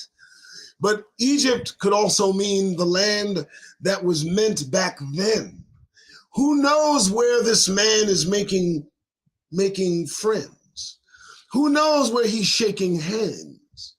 But he is down there. You've seen him. What deals is Russia doing to bring them? He may not be in Egypt, but he's close. Daniel says, further, Daniel singles out Egypt out for a complete conquest because Russia will have a vital need for the Egyptian harbors of the Suez Canal. The Suez Canal has great economic and military value. It connects the three great continents of Europe, Africa, and Asia. Russia will be in a strategic, advantageous position to stop and strangulate the oil windpipe of Western Europe. I'm hoping he meant strangulate. And the Libyans and the Ethiopians shall be at his steps Considering the pertinent prophecies, history, and current events, I believe that this quotation about Libya and Ethiopia means that most African states will become socialist or will maintain close ties with Russia. So either or, he said this. As I've mentioned earlier, two key African states that have already joined the Soviet camp. They are Angola and Ethiopia. Remember, folks, this was written in 1986. I don't know if Angola and Ethiopia are still friendly toward Russia, but I don't know if they're enemies. When you look at the map of Africa, you realize the most important geographical position of Ethiopia. In order for ships to enter the Suez Canal, listen, in order for ships to enter the Suez Canal, they're talking about this, people. They're talking about this. Via the Red Sea from the Indian Ocean, they must first enter the Straits of Bar el Mandeb. This narrow waterway separates South Yemen from Ethiopia, and unfriendly ships could be prevented here from entering the Suez Canal by who? Russia or Ethiopia armed forces. Folks, it's in front of our face. This is a fucking pincher move. Listen! Putin plays the long game. You need to hear me. The destabilization of the United States, he predicted. He did this. He manufactured and manipulated tweets and social media. He had a bank of Russians in Russia going to town, molding the minds of Americans against one another. He is the person that fomented and germinated Donald Trump's predilection toward an election of imperfection in connection with the disaster that we serve today. This man, Putin, plays the long damn game. And so, how do we know that he's not behind this shit show? My God. That's an incredible revelation. And I'm glad to have talked about it in front of the Negro Nation. We are continuing, folks. Very interesting. Moreover, the Soviet-backed Russian government in Angola could permit the Russians to construct a naval base in that country. Oh my God. If this happens, the Soviets would be in a beneficial position to prevent the shipping of oil around the Cape of Good Hope. Hold it, folks. Somebody look it up. Isn't there a base in Russia? Wait a minute. Those freelance mercenaries, they are all over Africa. Oh my goodness. He has complete control of that mercenary group. That man has control of an army that is already in place in several places in Africa, holding it down for Africans. This is an actual truth. He killed the leader of the group. He shot their plane down. Had something go off in his plane because he started mouthing off about Ukraine. The Wagner Group is an army controlled by Russia that is in Africa, in Muslim countries, I might add. And we're not really using the mental connective tissue to see the advantages this might have. This man is in a perfect position to pull the strings. He is an operative in charge of a country. His specialty, Putin, this prophesied king of the North, his specialty is asset management and manipulation. And that means that he has the ability to take over any nation. And he's done so because we have Donald Trump, his best creation. And again, the little weird-looking lady, the Babagoo lady, said he was going to, rule the world. But I don't know. Maybe for a short time, it could be just a, swirl. Dear God, this is very interesting. I love reading. I love discovering stuff. We're going to keep going. Here we go. Very interesting. Wow. Okay, watch for more Russian activity in the Middle East and Africa. We've seen it. This is a 1986 book. At this writing, South Yemen, a country in southern Arabia, has already fallen under communist rule. You guys talk amongst yourself, take yourselves to school. Tell me if that's still the case. I want to know if Russia's an African face. But remember, after the Arab-African bloc attacks the state of Israel, the Russians will initiate a massive land, sea, and air attack against the state of Israel in order to exploit the wealth of the country. Obviously, this move is intended to make the Arabs look favorably on the Russians. But as time passes, the probability is that the Russians will double-cross the Arabs and become the new imperial masters of the Middle East. But tidings out of the east and out of the north shall trouble him. Therefore he, Russia, shall go forth with great fury to destroy and to take away many. At this point, the Russian military commander receives communique that the Oriental yellow races are mobilizing forces in the Far East. China has a population of over 1 billion people and an army of over 200 million troops.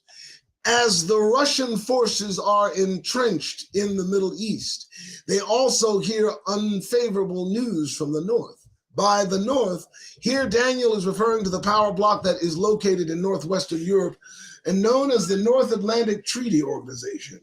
Notice the word north in this European organization. The European Economic Community, or the Common Market, is the classical name for these 10 non-communist European nations. These 10 nations of Belgium, Denmark, France, West Germany, Ireland, Italy, Luxembourg, the Netherlands, the United Kingdom, and Greece. These 10 nations represent the 10 toes or 10 horns spoken of by Daniel in Daniel 2:4-1 and 7:7. Now, again, don't talk to me about BRICS. I can already hear, and the rumors are thick. I know. We don't know what transpires next. And all I can tell you is, this is how this individual felt. Mr. Windsor felt this. So I'm going to read it again, but please, spit out the meat. Oh, eat the meat, spit out the bone. Just leave anything you don't believe alone. All right, here we go. These 10 nations represent the 10 toes or 10 horns spoken by Daniel in Daniel 2:41 and 7:7. The common market nations are nothing but the revival of the ancient Roman Empire. They've already moved in the direction of a common enemy. Oh, I'm talking about the 10-toed kingdom. I might be talking about the 10-toed kingdom. Who knows? Just, 10 horns, 10 toes, we'll see. A common monetary system, a common immigration and passports. They are moving rapidly toward a common political system, including coordination of military forces. Okay, so we are talking about BRICS. So he's talking about BRICS taking form right here. My God, did he know? Wow, that's some interesting stuff. Wow. The United States and Western Europeans are moving toward integration and unification of their nations in order to be strong enough to meet the Soviet challenge. It is no doubt that Germany, with a gross national product of over, now it's $1 trillion, will play the major role in this new European empire. So it is not including the United States. He's talking about BRICS and its formation, in my opinion. Maybe. So this is a lot of economic military power needed in order to prepare to meet the Russians in the Middle East. Now listen, BRICS might be empowering the Russians. BRICS, the formation of BRICS, which I have come to understand is the 10-toed kingdom that, kind of takes over the land. But again, folks, we need not forget, and we still haven't gotten to the best part yet, that Russia plays a prominent role in prophecy. And it may be more they're doing that we cannot see. And under and behind the scenes, he could be pulling the strings, man. So this current invasion might not even be coming from an Arab nation. Yeah, I said that to rhyme, so get over it. Next! Okay, we're going. I'm almost done for the day, for right now. We must not forget that although man has his terrestrial and greedy purpose for waging war, the Creator God has his master plan designed in advance for all humanity. One of his purposes is to bring the wicked nations together for judgment and destruction in the war of Armageddon or the war of Jehoshaphat. This word means the judgment of the Lord. In Joel 3:3, the prophet gives the two principal reasons why the Creator God shall bring the armies of the nations into World War III to meet their destruction. First of all, they have scattered and dispersed the original black Hebrews, Israelites, Negroes among the nations into captivity and slavery. Second of all, the nations have parted or divided the land of Israel for their own gain. According to some interpretations of the book of Daniel, the leader of the common market nations will partition the land of Israel in the not too distant future. This will spark World War III, and the Arab African bloc will attack the state of Israel. The world is divided into four main blocks, and this is confirmed in Daniel. The king of the south, the Arab African bloc. The king of the north, Russia and her satellites. The king of the east, China and her satellites. And the king of the north, Northwest Europe, including the United States, Canada, and all the white Christian nations that derived from Europe. Okay. Now, let me return to the central point in order to continue the dramatic events with the Russian occupation of the Middle East. Let's check it out. In the 44th verse of the book of Daniel, we learn that the Russian army commander hears the bad news that the Chinese and the European common market forces are moving toward the Middle East. All the armies of the nations and of mankind are brought down by the Creator God to the inferno of the Middle East. In Joel 3:14, it says, multitudes, multitudes in the valley of decision. It appears to me by my analysis of the prophecies that Armageddon is not a one day or a 1 month affair, but a series of events extending over years with the destruction of certain power blocks, then followed by a pause in hostilities, then again followed by the resumption of international conflicts with terrible slaughter. Behold, I will make Jerusalem a cup of trembling unto all the people around about, when they shall be in the siege both against Judah and Jerusalem. In that day I will make Jerusalem a burdensome stone for all the people. All that burden themselves with it shall be cut in pieces. Through all the people of the earth be gathered against it. In the 44th verse, we learn that the Russians prepare themselves to fight with great fury against the Chinese and the Western European nations. Many of the battles take place in the Middle East and Jerusalem. And he, Russia, shall plant the tabernacles of his palace, headquarters, between the seas and the glorious holy mountain, yet he shall come to his end, and none shall help him. Evidently, the Russians shall move their forces and headquarters from North Africa to the glorious holy mountain, Mount Zion, Jerusalem, which is between the Mediterranean and the Dead Sea. The northern power, Russia, whom Ezekiel called Gog and Magog in chapters 38 and 39, will meet his complete destruction. The Creator God uses the Chinese and Western Europeans to unleash weapons of terrible devastation on the Russians. These weapons are supersonic jets firing missiles, surface-to-air missiles, submarine Polaris missiles, and intercontinental ballistic missiles with nuclear warheads. Some of these warheads pack more than 1 million tons of TNT. This is the manner in which the prophet Ezekiel described the destruction of the Lord. I will plead against him with pestilence and with blood.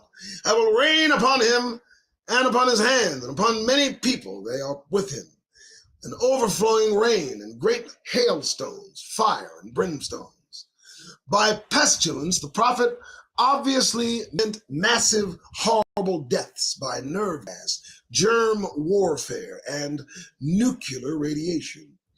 We need to examine the phrase rain upon him and an overflowing rain and great hailstones, fire, and brimstones. I doubt that the Creator was referring to natural rain and hailstones. These natural elements could hurt the modern war machines very little. Evidently, the prophet meant that the Creator would rain down rapid, massive firing missiles and other weapons of destruction by fire. The missiles and bombs seemed to the prophet like hailstones and brimstones, balls of fire falling out of heaven. The prophet had to use words that he knew in his day, 2,000 years ago. Tanks, supersonic jets, and missiles were unheard of. Let me take a pause for the cause. Folks, thank you for tuning in to the Doug Rice Show. I am going to go for as long as I can go. And hopefully, just so you know, you might support this effort and give me some play and listening to all the things that I say. Use down below you the links to give so that I might pay my bills and continue to live. And the Cash App out is preferred, but hey, I'll use the rest. They work, I've heard. All right, so they're framing this in 1986. Mr. Rudolphf Windsor wrote this book. I'm reading chapter 5 of this book, okay? That's what's going on. And we're going to start from the reverse and go backward. I'm going to go chapter 4, chapter 3. And the reason that the Valley of the Dry Bones is extremely important is because it really identifies us as the reason what's going on is what's going on currently. That's just the long and short of it. It's about Negroes. It's about our displacement, misplacement, mistreatment, maltreatment. It's about the treatment of the Most High's set apart, and also about those that have usurped our identity through deceit, lies, and murder. And they continue to murder to keep their secret complete. But as you know, no other people will our God compete. I thought that ended well. So I'm going to continue, but for goodness sake, folks, I'm going to also do another show later, just so you know. I already have my topics picked out. I'll try to do a couple of shows a day, but I got to say, this is all I'm doing these days. I'm now just doing this show exclusively. So hopefully you guys will show me some play. Hopefully use the stuff below. We'll see what we do. All right, let's go. Boom. And I will send a fire on Magog and among them that dwell carelessly in the isles, and they shall know that I am the Lord. The word isles refers to distant lands and continents across the seas and oceans. Before the Russians are utterly destroyed, they will get an opportunity to fire their missiles at other nations in the Americas, Europe, Asia, and Africa. In some of these nations across the seas, the people dwell carelessly. That is, they think they are secure and live in a life of ease. And it shall come to pass in that day that I will give unto Gog a place thereof graves in Israel, the valley of the passengers on the east of the sea, and it shall stop the noises of the passengers. And there shall they bury Gog and all his multitude, and they shall call it the valley of Hammon Gog. And 7 months shall the house of Israel be burying of them, that they may cleanse the land. Although Russia shall be finished as a world power, Armageddon will not be over. It looks like there will be a lull between the next storm. It seems highly likely that the next phase of the Armageddon conflict will be waged between the Western European Empire and China. And at that time, Michael stand up, the great prince, which standeth for the children of thy people. And there shall be a time of trouble, such as never was since there was a nation, even to that same time. And at that time thy people shall be delivered, every one that shall be found written in the book. The theme in this verse is a time of great trouble. The historians know that all wars and international conflicts are interrelated. The conditions in the world after World War I contributed to the World War II war. And the conditions in the world after World War II will contribute to World War III. Is that not the truth? Is that not what we see? It is a chain reaction, man's inhumanity to man, greed, selfishness, arrogance, disregard for human life, and the lack of understanding, the compassion, the mercy. There is no truth, nor mercy, nor knowledge of God in the land. Will lead all mankind down the road to complete annihilation. We have now approached the brink of Armageddon. And when it comes, the nations will slay one another on land, on sea, and in the air with maniacal fury. The gruesome weapons that man has created are capable of decimating the planet Earth more than 5 times. Here are examples of terrible weapons. They got earthquake stimulation. Mankind has discovered a new way of destroying millions of people. The new technique is accomplished by stimulating earthquake belts. What did they threaten Israel with? They threatened Israel with a massive earthquake just days ago. Chemicals. These are incendiary weapons that produce chemical horrors, generating or radiating thermal energy, similar to that of an atomic bomb. They're now doing incendiary weapons over there. They're bombs that burn through houses, skin, flesh, metal, everything but dirt. Sound reproduction, the sound rays, nerve gas, the neutron bomb, germ warfare. What happened? Oh, Lord, I hope I didn't do something. Oh, I did. The majority of the Earth have constructed a ring of nuclear destruction around the world. These powers are the Soviet Union or Russia, the United States, France, Great Britain, China, and India. There are some smaller nations believed to have the bomb or the reactors or the potential for making them. Many countries fear these awful weapons might fall into the hands of terrorist groups who'd use them to blackmail any nation into capitulation. We're all sitting on a time bomb of destruction. We have no one to blame but ourselves. We are guilty because we've permitted evil to exist in the world and in our neighborhoods.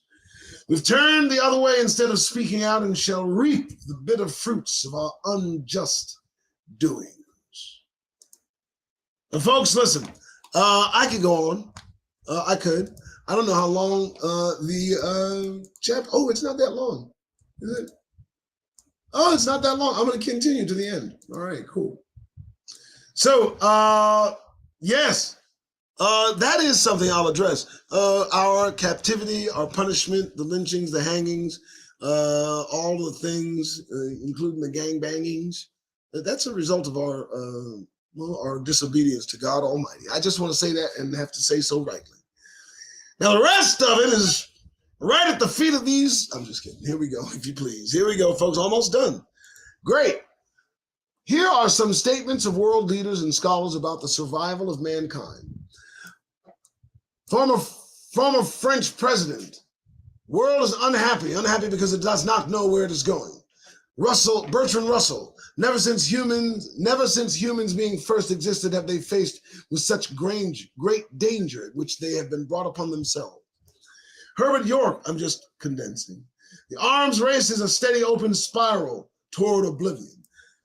Robert Herbronner, nobody's equipped to deal with the problems rushing at us.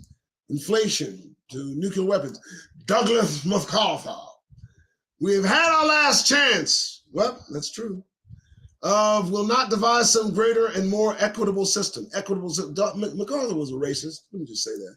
Henry Kissinger, world seems to be floating without power. Henry, you know who Negroes are.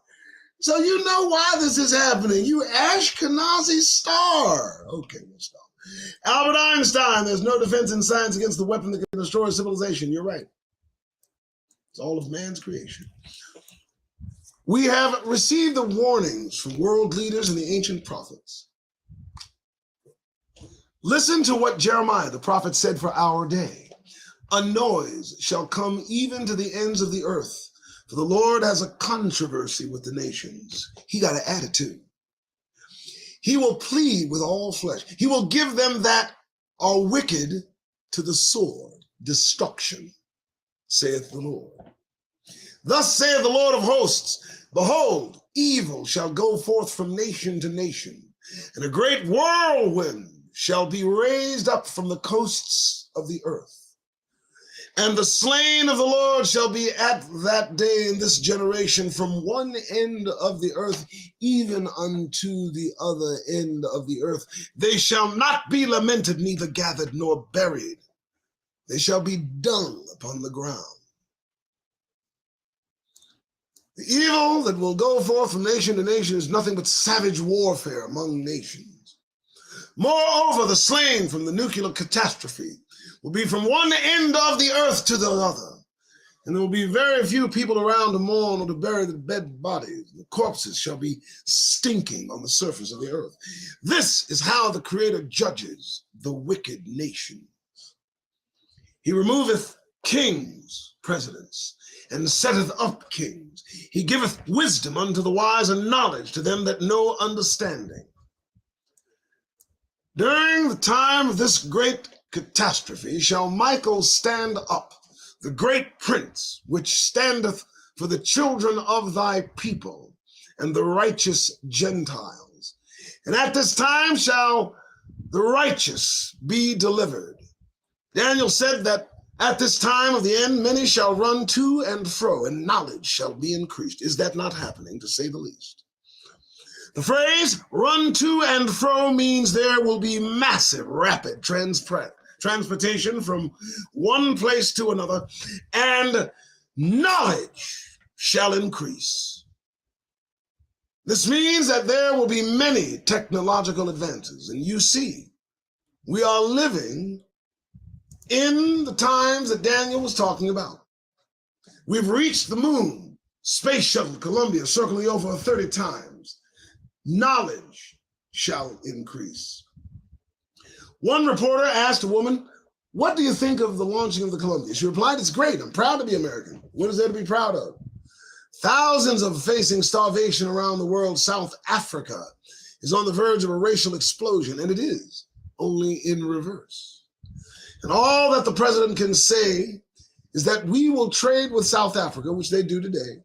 We do not endorse her racial policies, which, well, what can I say?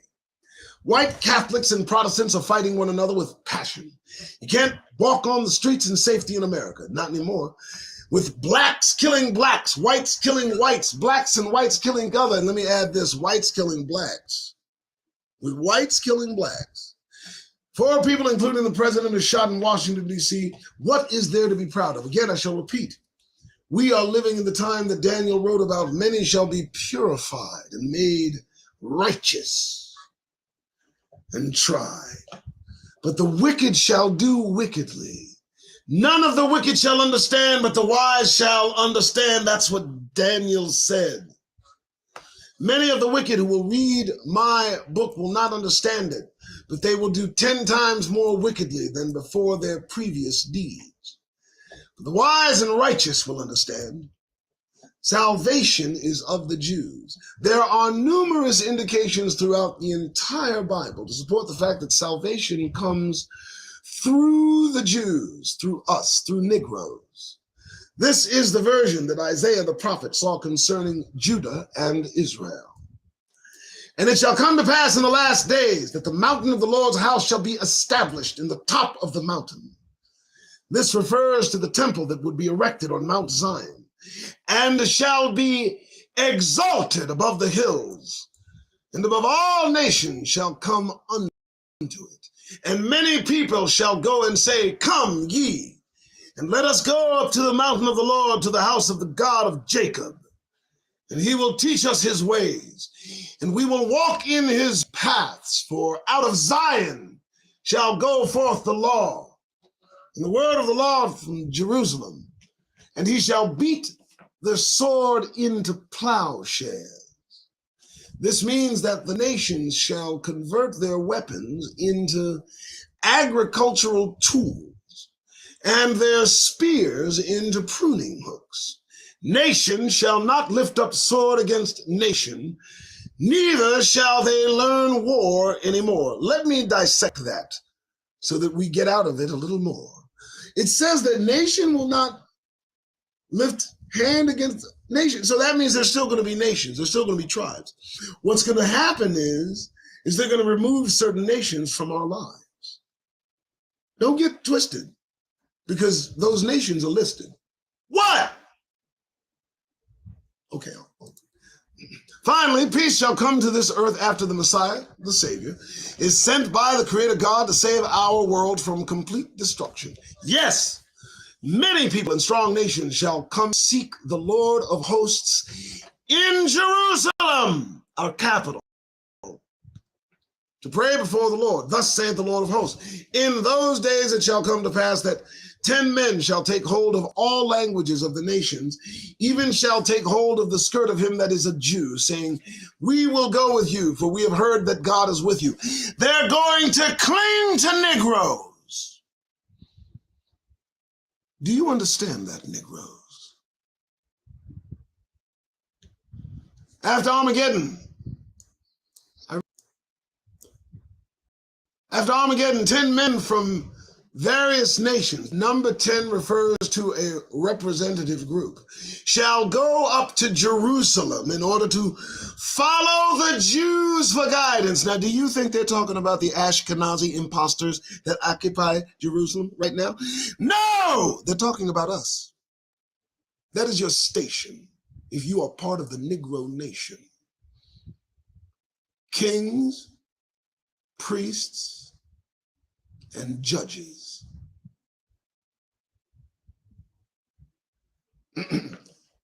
All of the nations and races are accepted and permitted in the house of God, as it is written. Also, the sons of strangers shall join themselves to the Lord to serve him and to love the name of the Lord, to be his servants. Everyone that keepeth the Sabbath from polluting it, and taketh hold of my covenant. There's a covenant relationship between God and Negroes, and Negroes extend that covenant relationship to the Gentiles. Get over it! After the great tribulation and the war of Armageddon, mankind will not learn war, nor will he attack one another, but all people in various races, tribes, will go up to Jerusalem to learn the ways of God, which is just for everybody who's in compliance. I'll just say that. The Israelites will play a major role in teaching the laws of God. Negroes will play a major role in teaching the laws of God. We, you and me, will play a major role in teaching the laws of God. Do you hear that? To the various races, there will be no slavery, no persecution, no race injustice. All people will be received with open arms, with sincere love and brotherhood. Peace at last. Peace at last. Thank God Almighty. There's peace at last. But you know, before we exit this show, you have to understand that this all culminates from the removal of a certain man out of the equation. You understand? All right, that's it, folks. 2 hours, 17 minutes. Of course, I kept up. That was chapter 5. Chapter 5 of the wonderful publication. And again, I will give you a look-see so you can see what I see. And that way you can take it from me. All right. That's the book that we were reading, The Valley of the Dry Bones. We were reading chapter 5. We read through the entire chapter. It took us about 2 hours.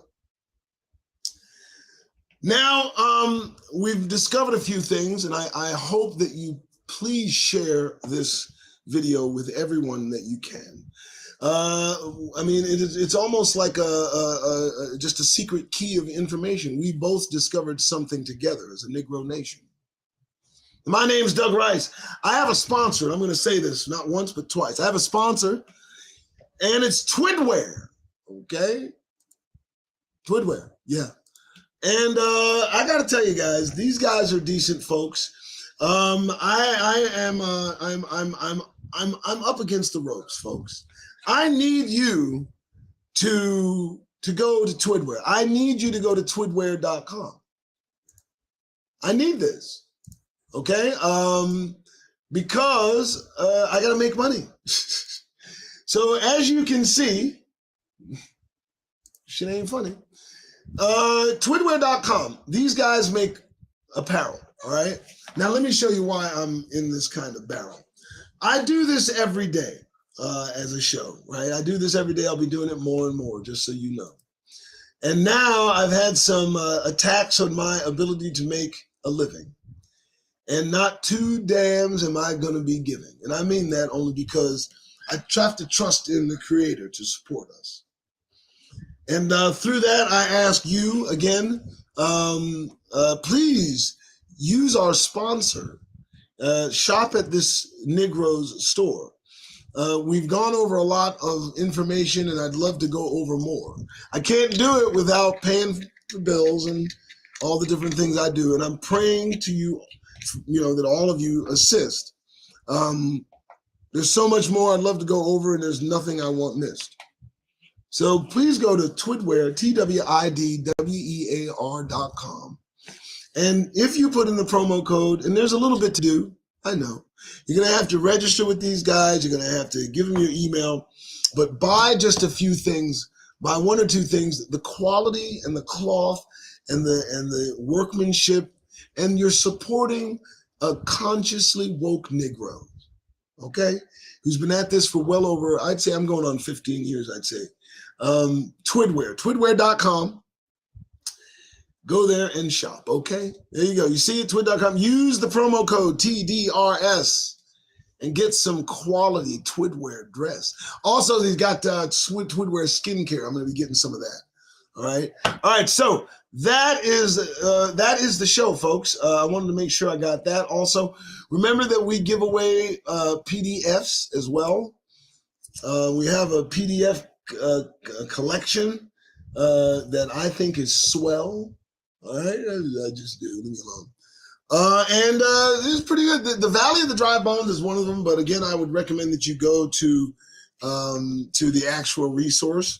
But today we've discovered quite a bit together, and I believe my voice isn't hoarse. I'm going to keep going. Later on today, I'll coordinate with Detrina to figure out what I'll say. I've already got my topics up, but I trust and believe that you will share this effort. Share it, like, subscribe, share. Maybe at some point I'll have guests on, who knows? But I think I've been on long enough for this show. All right, folks, listen, I am going to get out of here and prepare for whatever I'm going to do next. But I'm going to send you out there in your Negro mental protect. If you're going out there with untied shoelaces, at least do me one favor. Get that goddamn grin off your faces. Yeah, that was new. I thought I'd try it out.